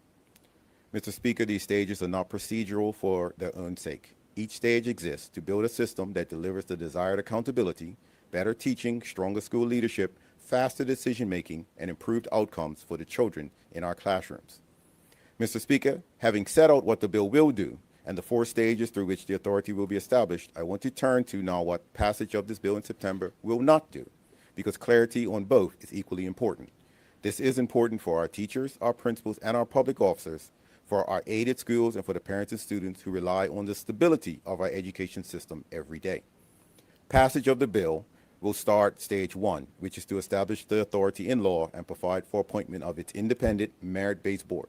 It will not, of itself, produce operational transfers that will come later in stages. Specifically, Stage 1 does not transfer employees out of the public service, change employees' terms and conditions, change collective bargaining arrangements, abolish the Board of Education, establish school boards, change any employee's employment status, and aided schools will remain as they are today on their own distinct footing.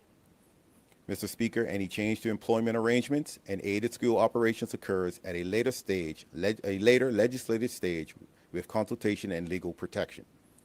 Mr. Speaker, stability in Stage 1 is not merely a reinsurance to staff and aided schools. It is a promise to our students that their education will not be disrupted by the very reforms designed to improve it.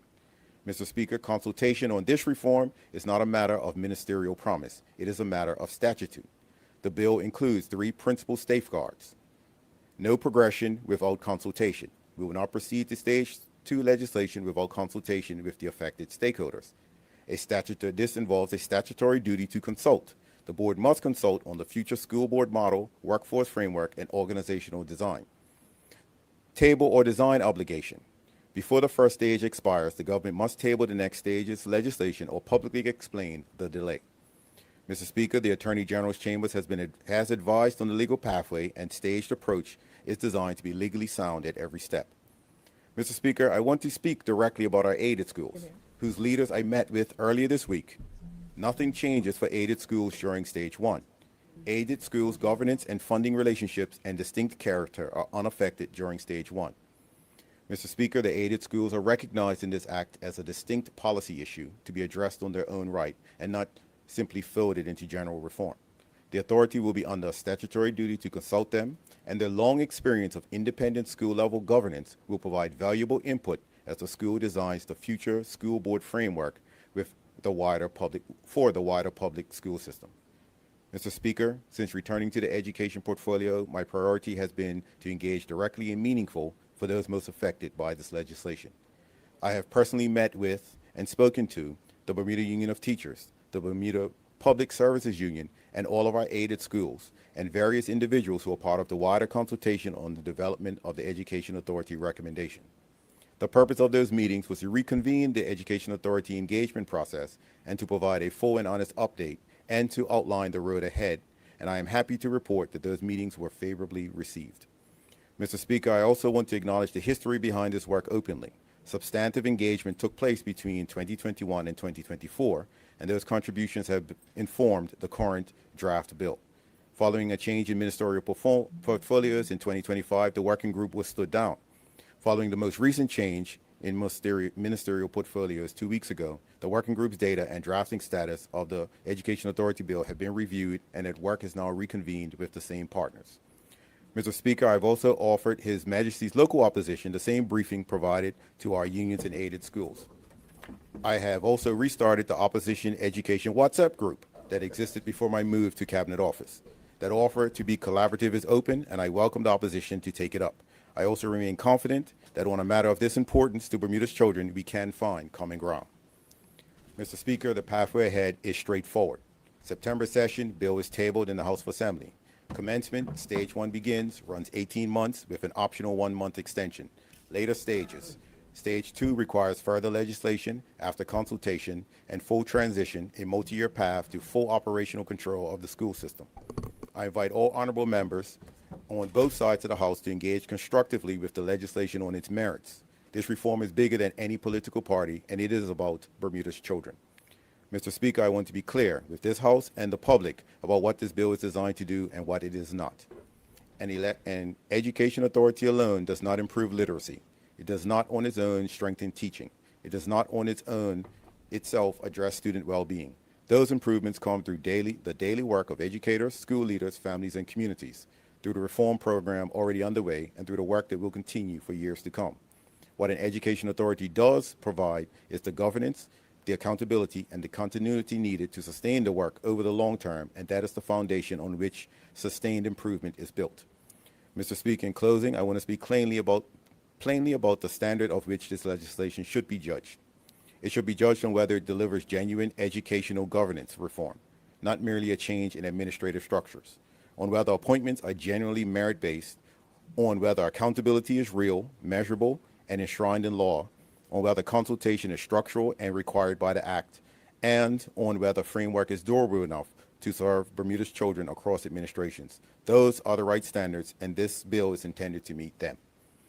Mr. Speaker, I want to thank our teachers, principals, our aided school leaders, our public officers, union partners, and the many parents and community members who continue to contribute to and shape the reform work. Whatever we achieve through this reform will rest on their foundation. But most of all, Mr. Speaker, I want to speak to Bermuda students, the young people whose futures depend on the choices this House makes. Mr. Speaker, governments change.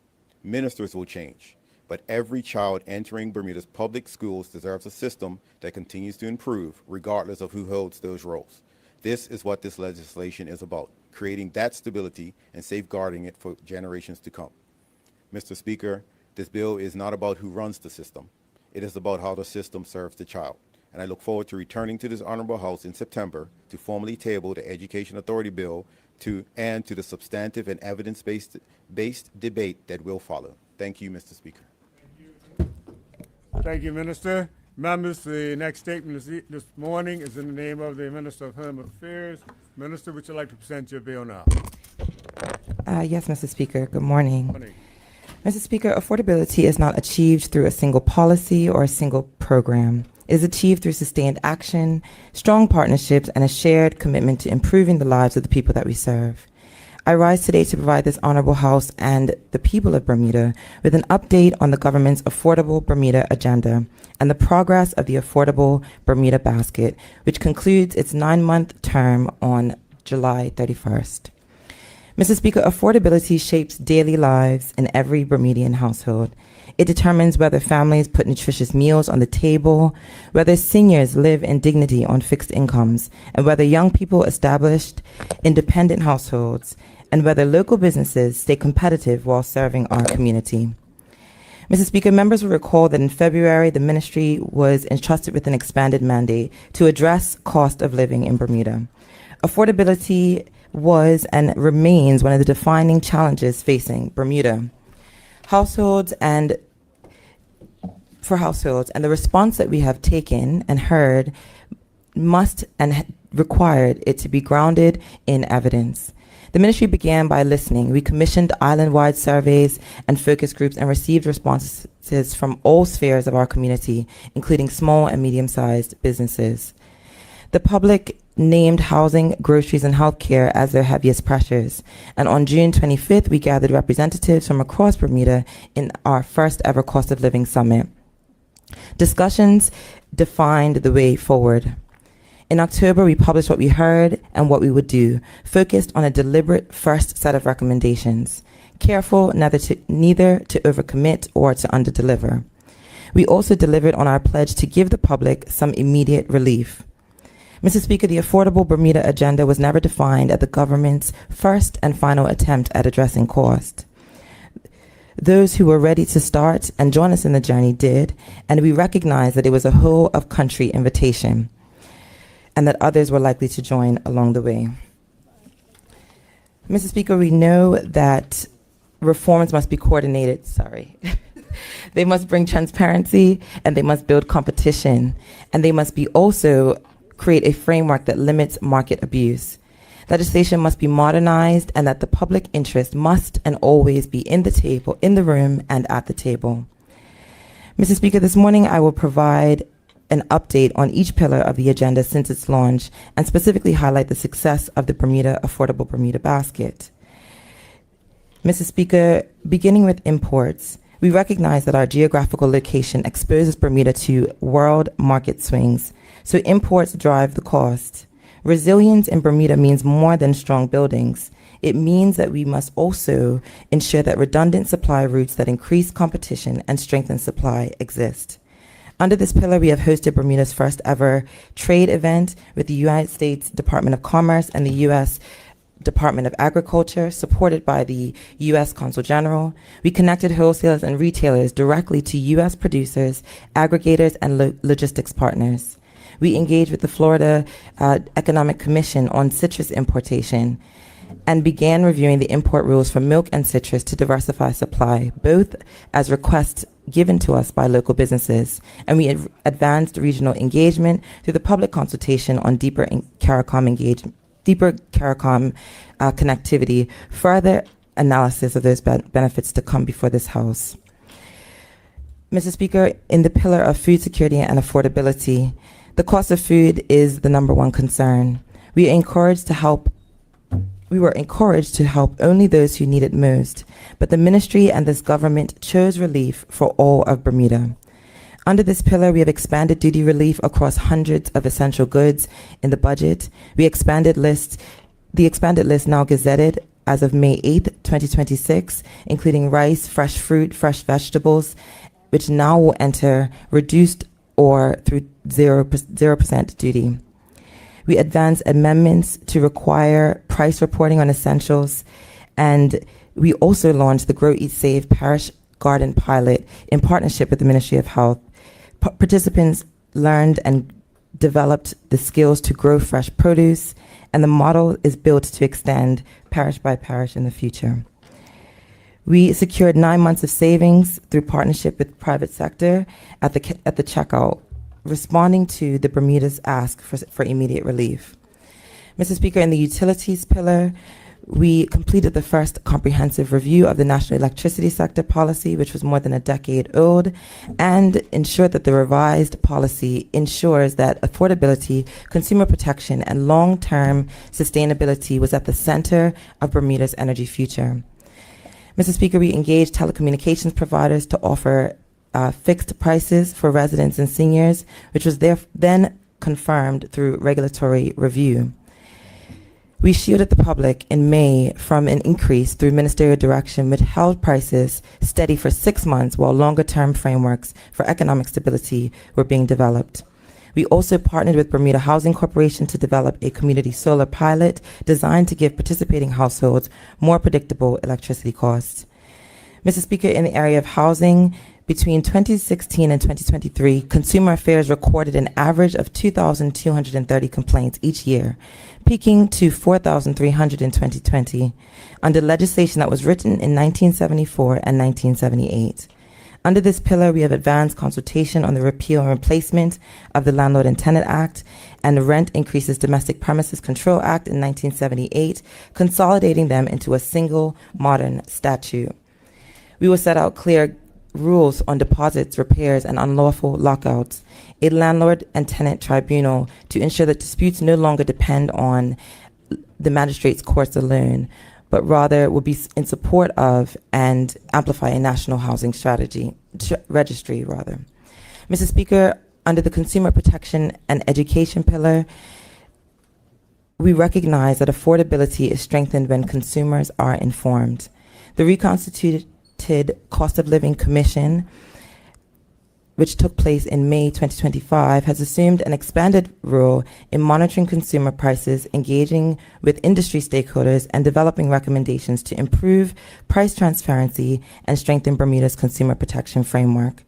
Under this pillar, we have advanced amendments to bring critical services within Commission's oversight, met with Bermuda's banks and on banking costs that households carry, launched national consumer rights campaigns and pricing education with initial focus on food security, engaged 210 students through the Dollars and Cents program this year to inform their efficient management. We tested low-fee digital payments under the Agenda's Digital Payments Pilot in May during the Digital Finance Forum, where transaction fees averaged under 2% per transaction.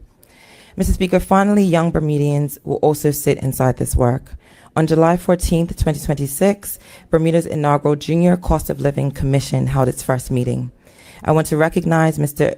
Keynes, Mr. Anije Keynes, who currently is pursuing a Bachelor's of Science degree in mathematics at Nottingham Trent University in the United Kingdom. Mr. Keynes is completing summer placement within the ministry headquarters with responsibility for delivering this flagship initiative.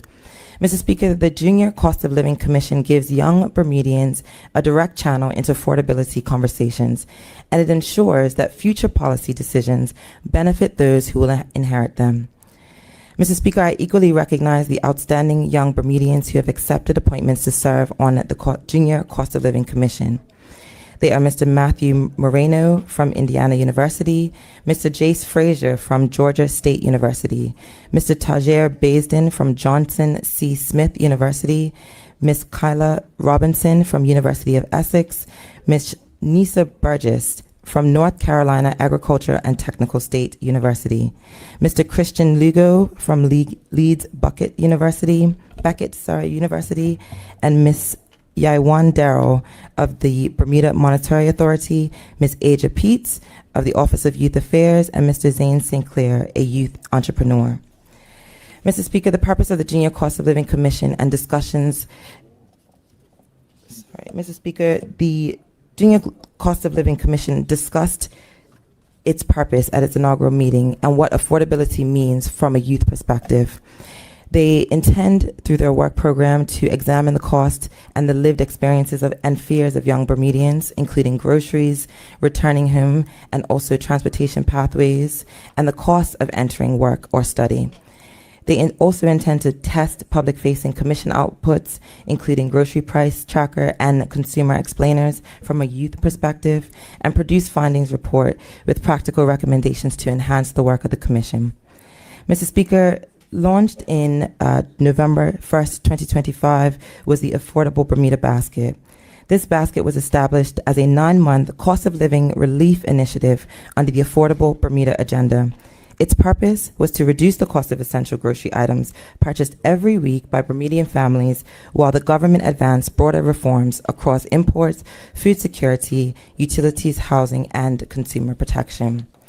The design was a genuine partnership between the government and the private sector, Mr. Speaker.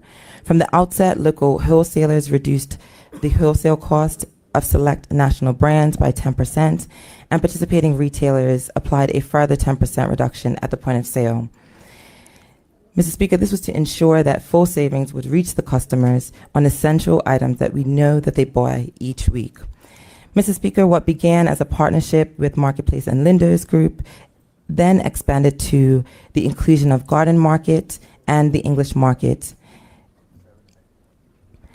Bermuda Foods wholesalers BGA, Butterfield and Vallis, and Viking Foods and Dunkley's Dairy also supported the reduction of these costs through the program.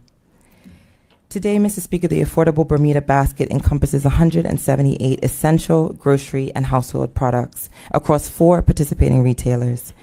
They include the staples that Bermudians purchase every week, including rice, dairy products, baby formula, canned foods, household cleaning products, toiletries, and everyday necessities with brands families recognize. The full product list has been publicly listed throughout the program on costofliving.gov.bm. The ministry has maintained oversight over the savings throughout, with willing retailers reporting monthly data on units sold, total sales value, and the discount applied. As a result, Bermudian households have realized over $750,000 in cumulative savings over the course of this initiative. That is money which remained in family budgets and reduced financial pressures on households, providing practical and the tangible immediate support that working families required. Mr. Speaker, as originally announced, the Affordable Bermuda Basket was always intended to be a temporary relief measure operating from November to July 31st, 2026. It was designed to be a bridge for the period between the consultation to implementation by providing immediate assistance while legislative reforms and policy initiatives progressed. The lessons learned through this initiative will help to shape the next phase of affordability measures and inform future partnerships with the industry as we continue implementation of the Affordable Bermuda Agenda. Mr. Speaker, this House once asked what happens after July 31st, and the answer is duty relief on expanded essential goods that took effect in May, the price transparency in public view, the national electricity sector policy where consumer affordability protections are now included in energy planning. The Consolidated Landlord and Tenant Act advances, providing permanent reform from work that we began over a year ago. Mr. Speaker, in conclusion, the Affordable Bermuda Agenda was founded on data collection, collaboration, real progress, and lasting reforms for the Bermuda. Mr. Speaker, I thank the members of the Cost of Living Commission for their support, and I extend my appreciation to our retail partners, the Marketplace, the Lindos Group, the Garden Market and the English Market, and our wholesale partners, BGA, Butterfield and Vallis, Viking Foods, and Dunkley's Dairy, who made these savings possible. Finally, I thank the people of Bermuda for their real stories and engagement that informed our priorities. Mr. Speaker, the Affordable Bermuda Agenda demonstrates what is possible when government listens, industry collaborates, and communities come together in pursuit of a common goal. The work beyond any single program must be the fact that it moves Bermuda towards a place where every family can afford to live, work, and thrive. That is the unity, equity, and tangible progress in practice. Thank you, Mr. Speaker.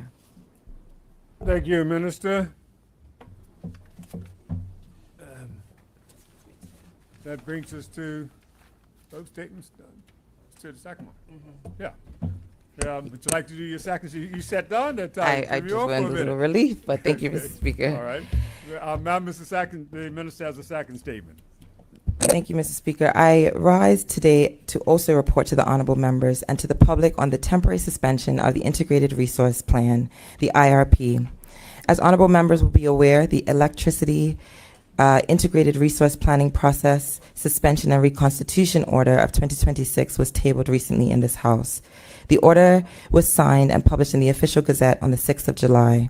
The current IRP proceeding is now formally suspended for a period of up to 18 months. The order is made under the Sections 13A, 45B of the Electricity Act and ensures that consultation has taken place with both the TDNR licensee, which took place earlier this year. The basis of this pause, Mr. Speaker, is to ensure that the suspension is necessary and also to secure consistency between the government policy and the proposed plan, and that continuing the process would be contrary to the public interest. 1 year ago, the government made its intentions clear, Mr. Speaker, to finalize the reform of a 10-year-old government policy to ensure that the electricity sector would advance with an integrated resource plan aligned with it, which embedded consumer affordability protections expressly within the IRP, and to ensure that electricity planning would reflect the economic reality that Bermudians live with and the government's policies to reduce energy costs. Mr. Speaker, the Integrated Resource Plan determines Bermuda's future electricity generation mix for the next 15 to 20 years. The decisions arising from this process will have implications on every resident and business on our island. They will determine how electricity is generated, the pace and scale of renewable energy deployment, future investments in energy infrastructure, and the cost of electricity paid by consumers. Those decisions must be guided by a current policy, and at present it does not. The government will not permit further investment in a plan that is not aligned to a soon completed policy. For years, the IRP has been in various stages of development since 2019. IRP cycles in comparable jurisdictions are completed between 12 and 24 months. The 2019 plan set a target of 85% renewable energy generation by 2035. And in 2025, fossil fuel generators supplied 91% of our generation on this island, and solar supplies under 6%. To date, we do not have an innovative license, and procurement for offshore wind began only last year. 7 years of this process have not moved towards the generation mix forecasted. Mr. Speaker, the risk that misalignment carries is a price, and that price is paid by consumers and a country. At the current fuel rate, electricity generated in 2025 stands in the order of $80 million a year recovered from consumers. Every percentage point of renewable generation that the plan fails to deliver exposes us to greater cost. The average tariff relief stands at 53 per kilowatt hour, 53 cents, per kilowatt hour, among the highest in the region. Every year of planning not led by a policy and full sector input runs contrary and holds prices in place.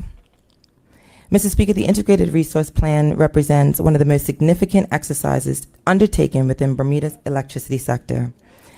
With investments of time, technical expertise, and financial resources by the Regulatory Authority, Department of Energy, Bermuda's Electricity Light Company, technical consultants, and other stakeholders. The costs associated with this work are ultimately borne by the electricity customers.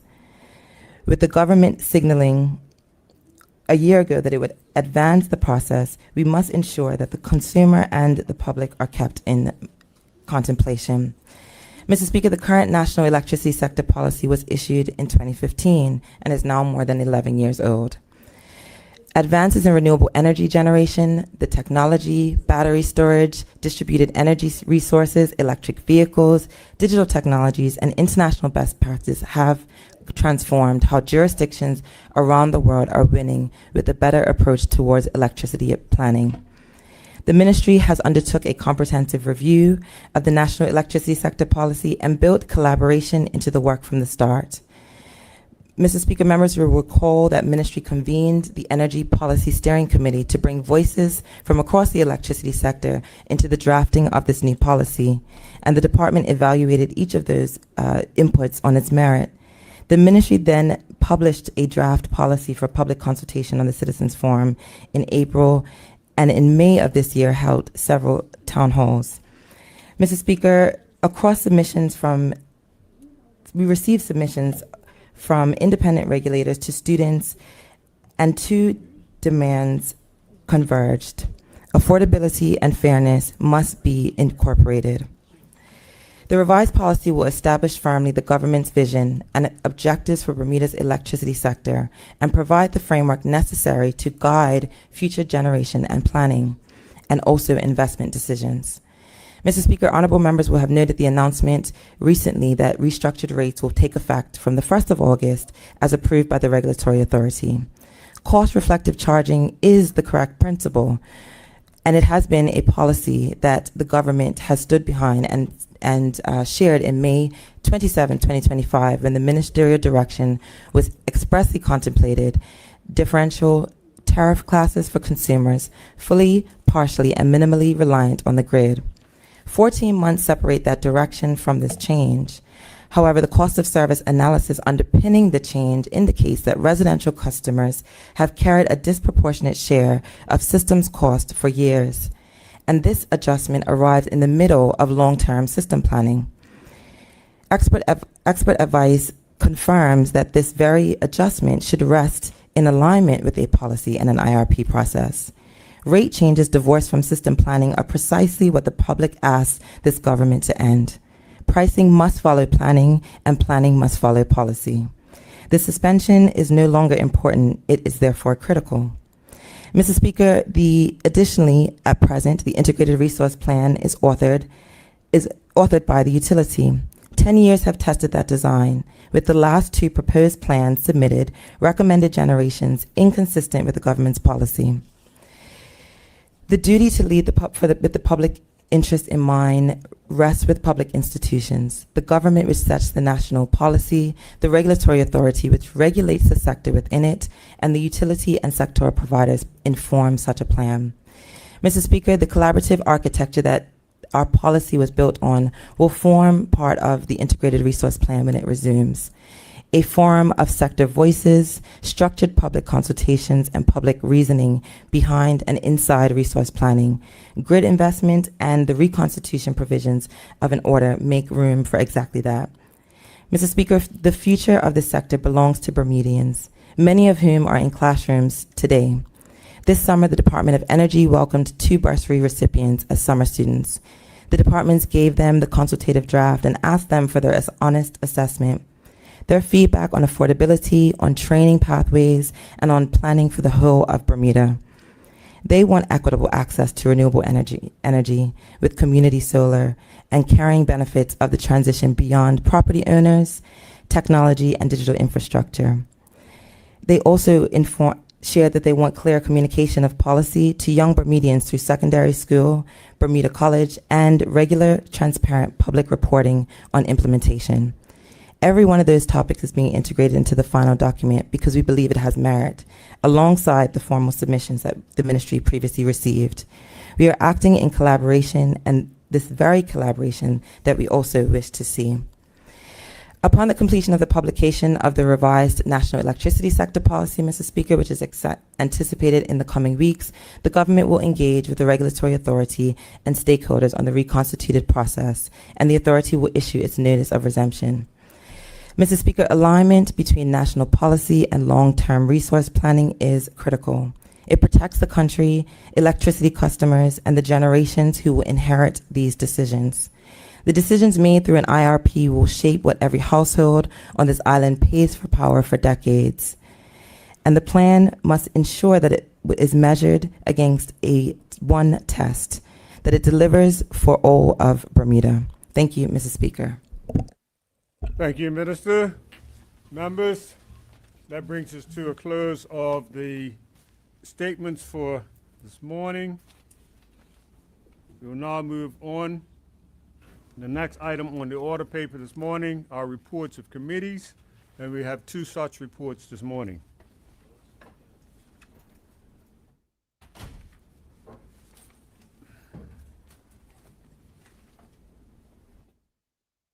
Minister? Yes. Morning, Mr. Speaker. I'm sorry, MP. MV. MP Scott, would you like to present your report. Yes, Mr. Speaker, I hereby present the report of the Parliamentary Joint Select Committee on the September 2023 cyber attack on the Government of Bermuda, which is respectfully submitted for the information of this Honorable House. Thank you. And MP DeCudo? Yes. Good morning, Yours. Mr. Speaker. Yes. Under the provisions of Standing Order 34-3 of the House of Assembly, I hereby submit for the information of the Honorable House of Assembly a report of the Parliamentary Standing Committee on the Public Accounts on compliance with procurement rules, financial instructions, governance and value for money of COVID-19 travel authorization, procurement, and operation. The PAC requests that this report be forwarded to the Ministry of Finance for consideration and response on the recommendations made by the committee. And if I might add, Mr. Speaker, thank you to the committee and the support of the parliamentary staff for their fine administration. Thank you very much. Okay, appreciate it. That brings us to a close of reports. We'll now move on. The next item on the order paper is the question period. However, before I actually call on the first question to be done this morning, the junior minister has approached me this morning to indicate that the questions that he sought to find answers from last week, he has the answers today for the respective members. And have you provided the answers? I am doing so right now, Mr. Speaker. Okay, those members who sought to practice questions should be receiving them now.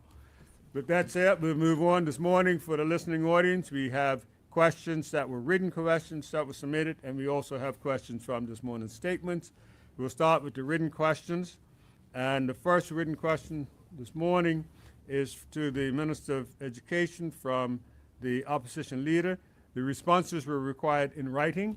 Have those responses been received? Yes, thank you, Mr. Speaker. Thank you. The next question is to the Minister of Works from the opposition whip. And the two questions both require an oral response. Opposition whip, would you like to put your question? First question.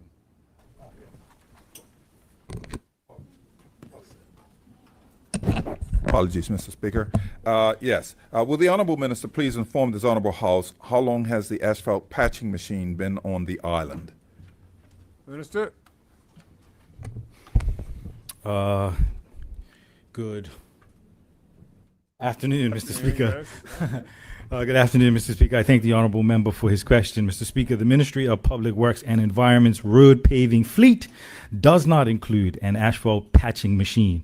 Accordingly, there is no asphalt patching machine to which the honourable member's question refers. Supplementary? Yeah, supplementary. Maybe I need to clarify. No. This is my second question. You can offer supplementary. Offer your supplementary. Got a lot of speakers in the house. Got a lot of speakers in the house today. The member can access supplementary. Access supplementary. Yeah, maybe I don't have the exact name correct of the machine. So my question. Members, I can't hear if the noise is too loud. Yes. Please let the member ask his question. My question is, there was a purposeful. We understood there to be a purposeful machine that carries asphalt hot while they're moving on the road, as opposed to asphalt being put in a truck and trucked around the island and then dipped from the truck into the potholes. I understand that there was a machine that was brought in that kept the bitumen hot and the asphalt hot as it moved along so that it adhered to the roads. Is that type of machine been brought into the island? So you're asking that the new described machine that has hot asphalt, Yeah. is that operational? And what's it called? Yeah. Okay. Minister? Mr. Speaker, with that clarification, I can take that to get that information, but the question before me was referring to an asphalt patching machine, and my answer remains. Okay. Yes. Thank you. Yes. Okay. Second sub? Yeah, second. Certainly, the minister, as the Minister of Public Works, would be aware of this machine by now. So I find it difficult that he would not be able to answer that question. It is a supplemental question to the substantive question, and I'm sure that he already knows the answer. So, knowing the answer, can he give that answer? Minister? Mr. Speaker, The questions that was before me that I came prepared to answer was in reference to an asphalt patching machine. We do not have an asphalt patching machine. The member has now clarified what he is referring to, and I will endeavor to get him that answer in due course. Thank you. Thank you. Supplement? You want to ask a supplement? Supplementary. Supplementary? Yes, Mr. Speaker, supplementary. Minister, in your opinion, shouldn't the former Minister of Works know which machine he's referring to? Point of order, Mr. Speaker. Point of order? Yes, the honorable members impugning improper motive and in addition to that, misleading the House. We never brought in such a machine, so there was no reason. So there was no reason for us to know. So it's a bit redundant and quite frankly unnecessary. Yeah, we didn't have the problems that they're having with the roads. That's right. That's right.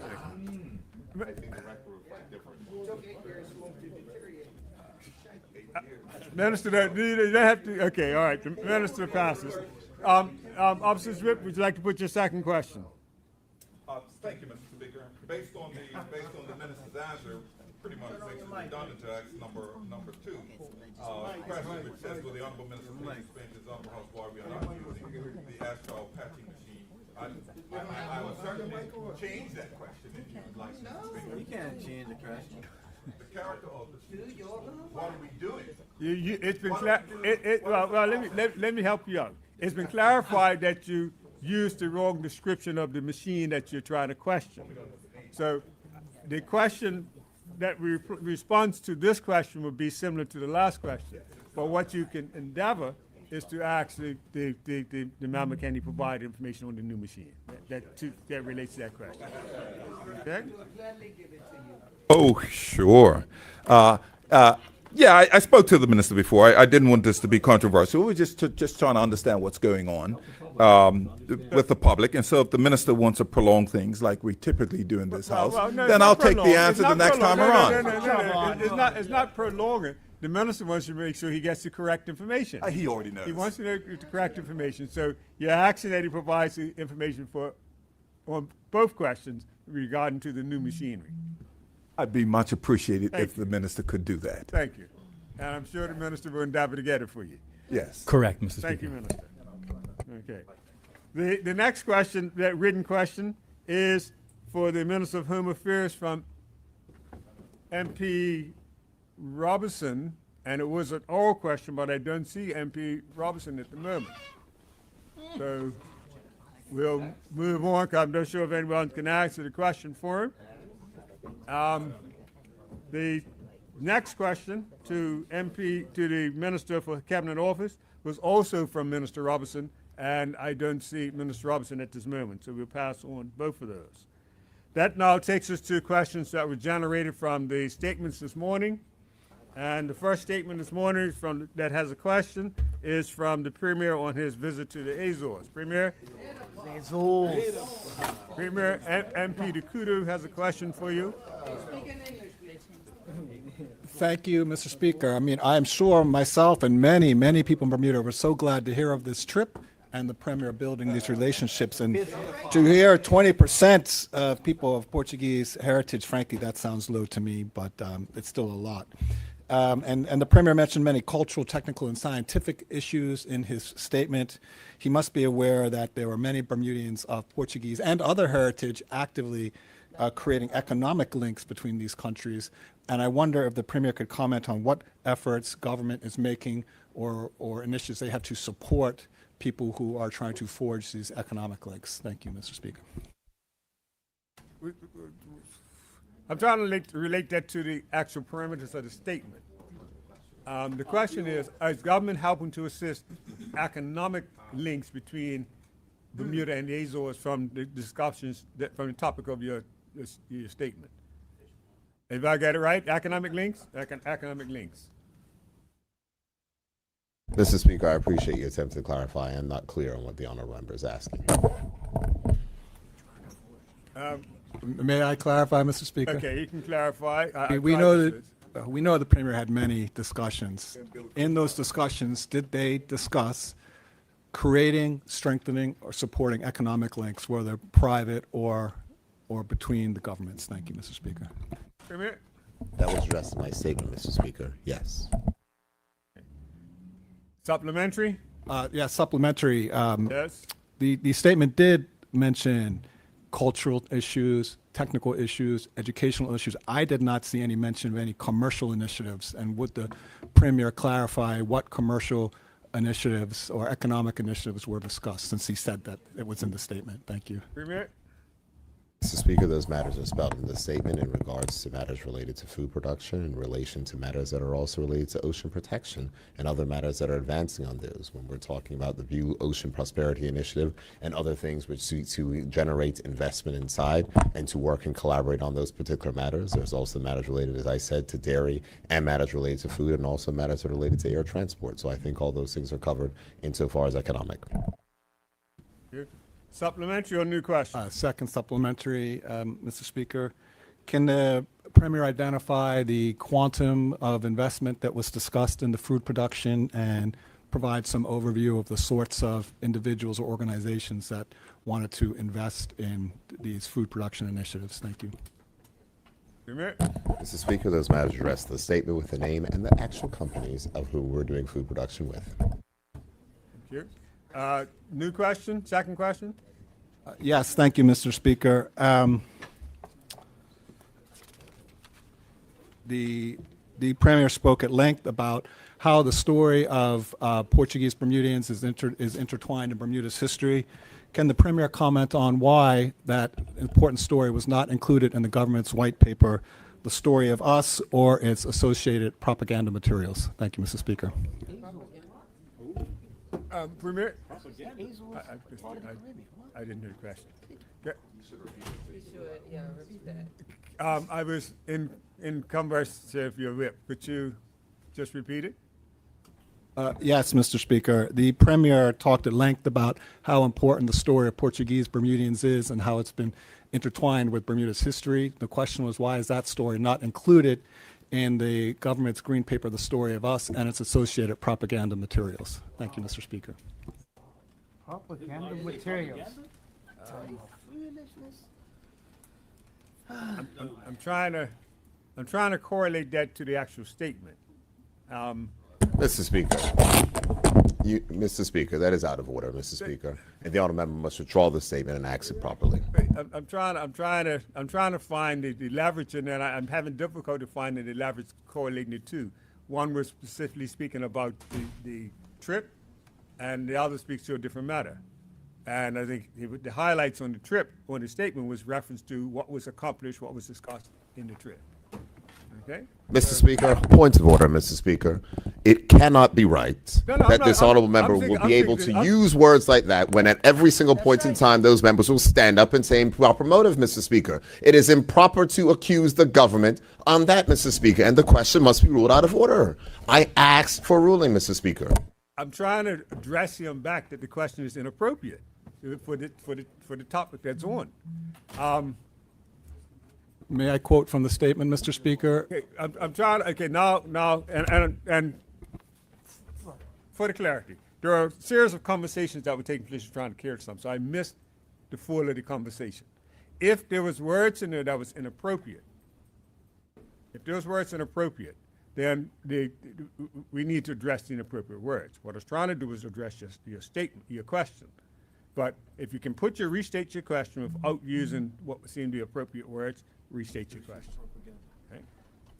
Mr. Speaker, I used the word propaganda, and may I quote the definition of propaganda? That a form of communication that is primarily used to influence an audience and persuade them to further an agenda.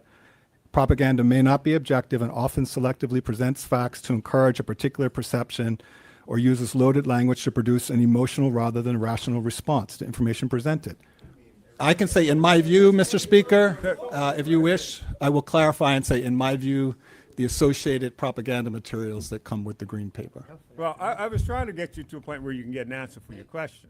And I'm trying to help you to get to the answer, because I think you do want an answer to your question. Right? So if you want an answer to your question, let's put the question as without the propaganda piece in there. Of course, Mr. Speaker. Just to give the context for the question, may I requote a sentence from the statement? Yes. The ties between Bermuda and the Azores are ties of family. ... Generations of Azorians have crossed the Atlantic to build lives in Bermuda, and today roughly 20% of Bermudians carry that heritage. So my question is, why is this important part of Bermuda's culture not included in the government's quote-unquote story of us, along with other important stories? Thank you, Mr. Speaker. Mr. Speaker, the story of us is speaking about our connections to the Caribbean. We are clearly and defined on collections days, including this government having a public holiday, inviting multiple ministers, continuing to press forward things and all the rest. Let it be remembered, Mr. Speaker, that it was the Progressive Labor Party that fixed the issues that were left by the United Bermuda Party, of which they know that they claim their heritage from, where they discriminated against Portuguese-born persons. We fixed that, Mr. Speaker. We also, Mr. Speaker, fixed the issue of mixed status families. That is the record of this government, and the Portuguese people in this country know who stands up for them, Mr. Speaker. Thank you, Premier. Any further supplementary or new question? Okay, thank you. Premier, MP King also has a question for you. If time is allowed, you can do that. If time is allowed. Good morning. Thank you, Mr. Speaker. Good morning, members of this honorable House and the listening public. Honorable Premier, in your statement, you highlighted discussions with the Azorian Regional Director for Agriculture regarding dairy production and indicated that Bermuda may benefit from Azorian expertise. Can you tell this honorable House what specific commitments, projects, or agreements were reached to strengthen Bermuda's dairy industry and improve our food security? Thank you. Premier. Mr. Speaker, I refer the honorable members to the statement, and further details will come after the technical officers, as stated in the statement, conclude those discussions. Thank you. Supplementary? Supplementary, Mr. Speaker. Yes. Can the Honorable Premier confirm whether the government intends to review Bermuda's current dairy policies, including the regulatory framework governing dairy production and milk imports, to determine whether they continue to serve Bermuda's long-term food security interests? Mr. Speaker, that's not related to my statement, and so... You saw me pausing. I was trying to word it, understand the wording to see if it fits inside the statement. The statement itself wasn't addressing the long term of the food shortage supply, whichever term you use. It was just speaking to what could possibly be discussed with this new partnership. So it didn't necessarily speak to the overall view of what the shortage is. Thank you, Mr. Speaker. Given the ongoing concerns surrounding Bermuda's dairy operation, including environmental and public concerns raised by nearby residents, what lessons from the Azorian model of modern dairy farming, environmental protection, and animal husbandry does the government intend to adopt in Bermuda? Premier. Mr. Speaker, those will be matters of discussion. That is precisely what was stated inside of the statement. We spoke about the matter related to the University of the Azores. I made it clear of the challenges of which we're facing and the need to make sure that we increase and boost domestic dairy production, while also making sure that we can do it better. We recognize that there's been challenges and there's expertise there. That is what partnership is about. So whether or not it was with the University of the Azores, or whether or not with a conversation with the regional director responsible for agriculture on these particular matters, the Assistant Cabinet Secretary and the Deputy Director have already followed up on these particular matters. As we've noted, they're important. We've put money inside of our budget in place for strategic initiatives in regards to food security, and those things will happen. So I understand the honorable member may have a particular viewpoint on this. Got it.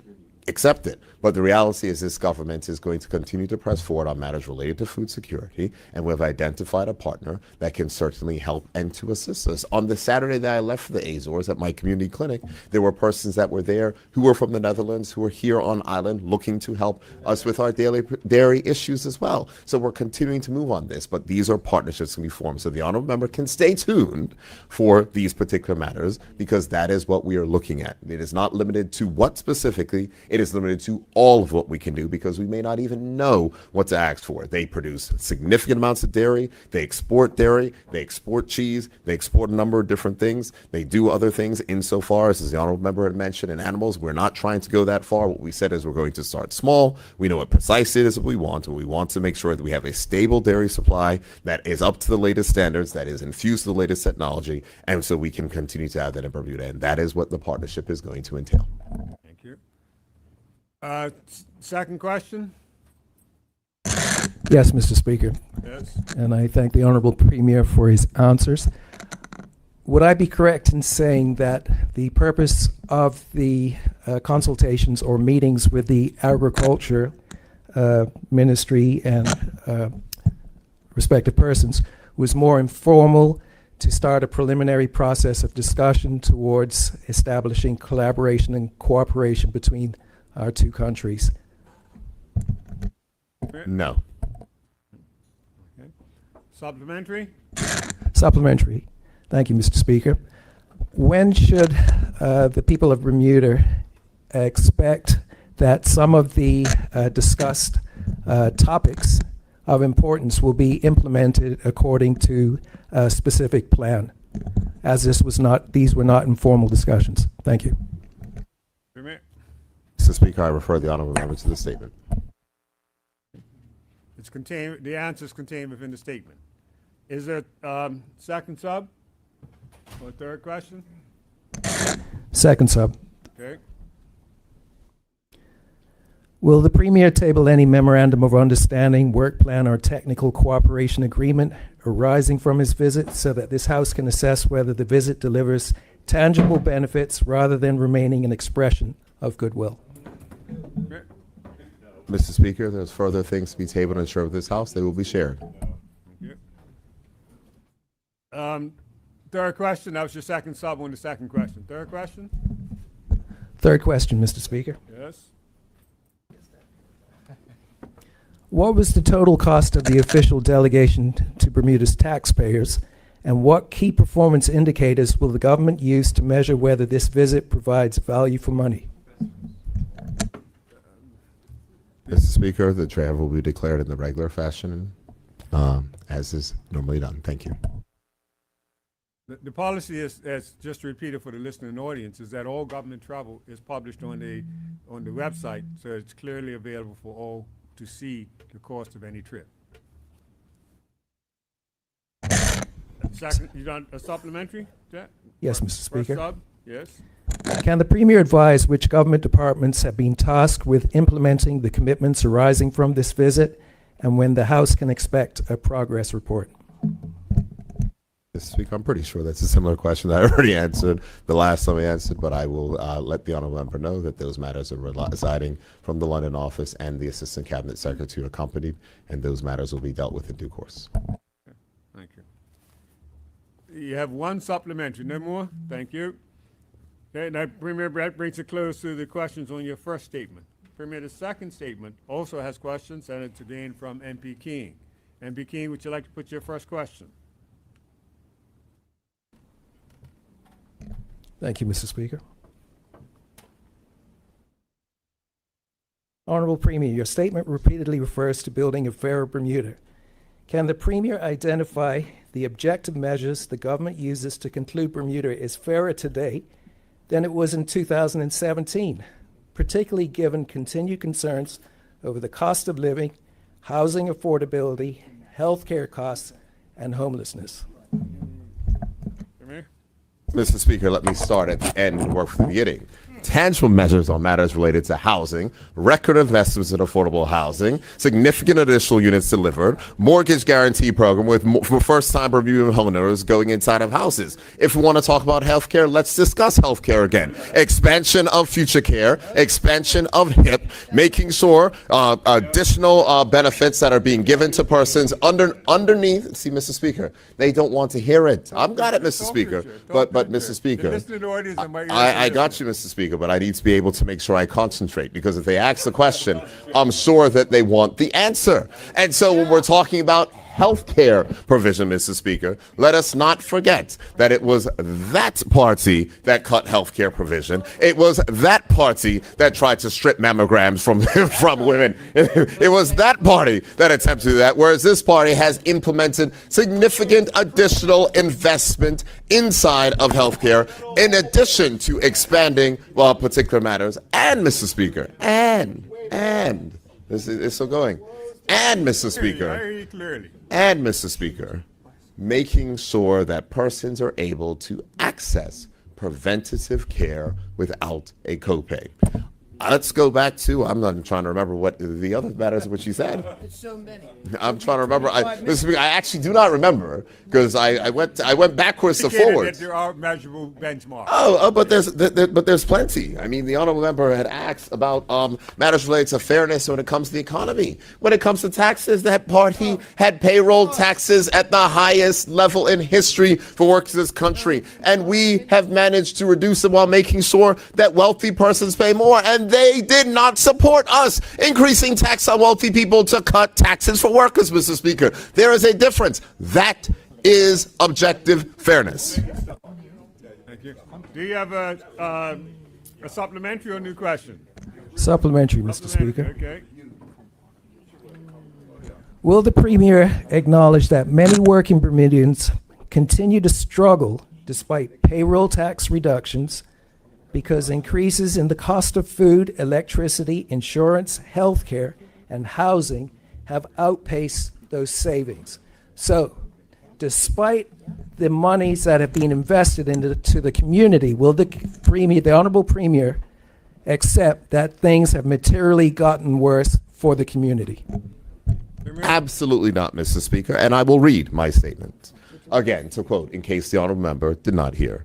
Mr. Speaker, we do not say that every challenge has been solved, but after 9 years, the record is clear. This government has guided Bermuda through a once-in-a-century pandemic, restored stability to the public finances, and made deliberate choices to build a Bermuda that is fairer, stronger, and better prepared for the future. End quote. The second sub or second question? Second sub. Okay.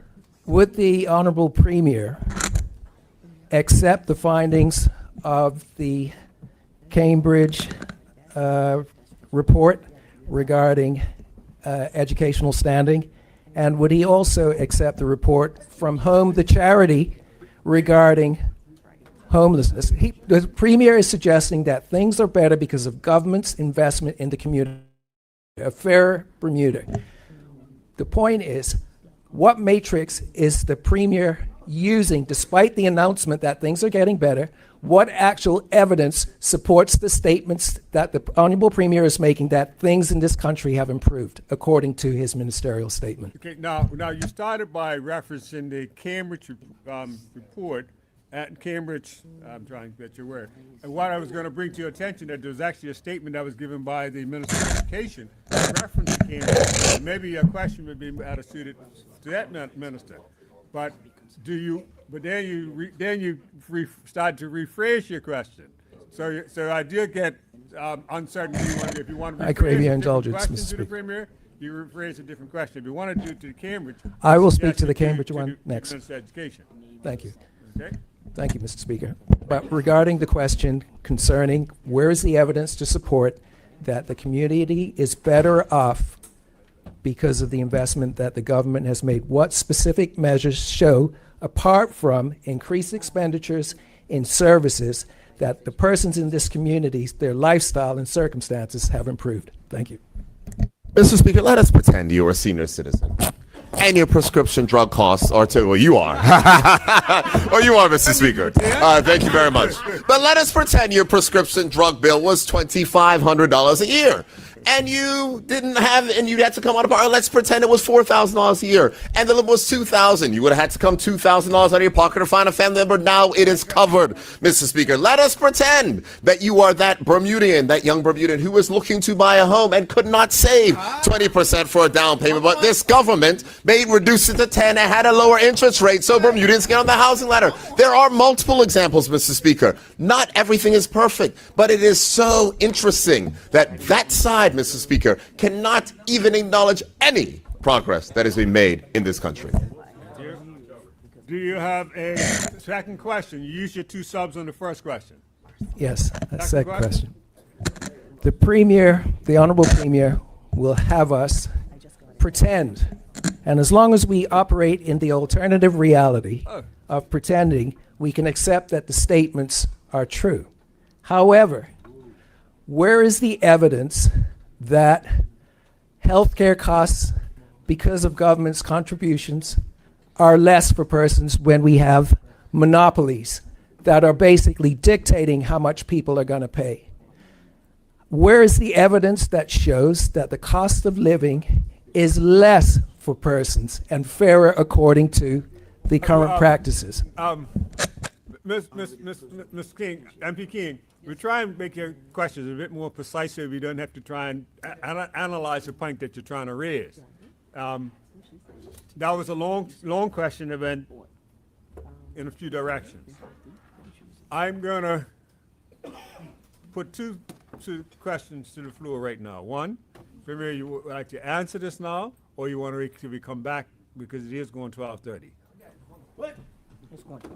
Mr. Speaker, I will try to answer, and hopefully the honourable member will then yield to allow his other members to ask questions, as there are 11 statements and we're only on statement number 2. What I will say, Mr. Speaker, is that the evidence, I've repeated it, it's inside of the statement. The honourable member does not want to accept there's been progress in a number of fashions and a number of issues. That's his opinion. He can continue to do that. I'm going to speak to the progress of which this government has made. And with that, Mr. Speaker, I move this honourable House to now adjourn until 2 p.m. for lunch. Are there any objections that we adjourned until 2 p.m.? There are none. Thank you.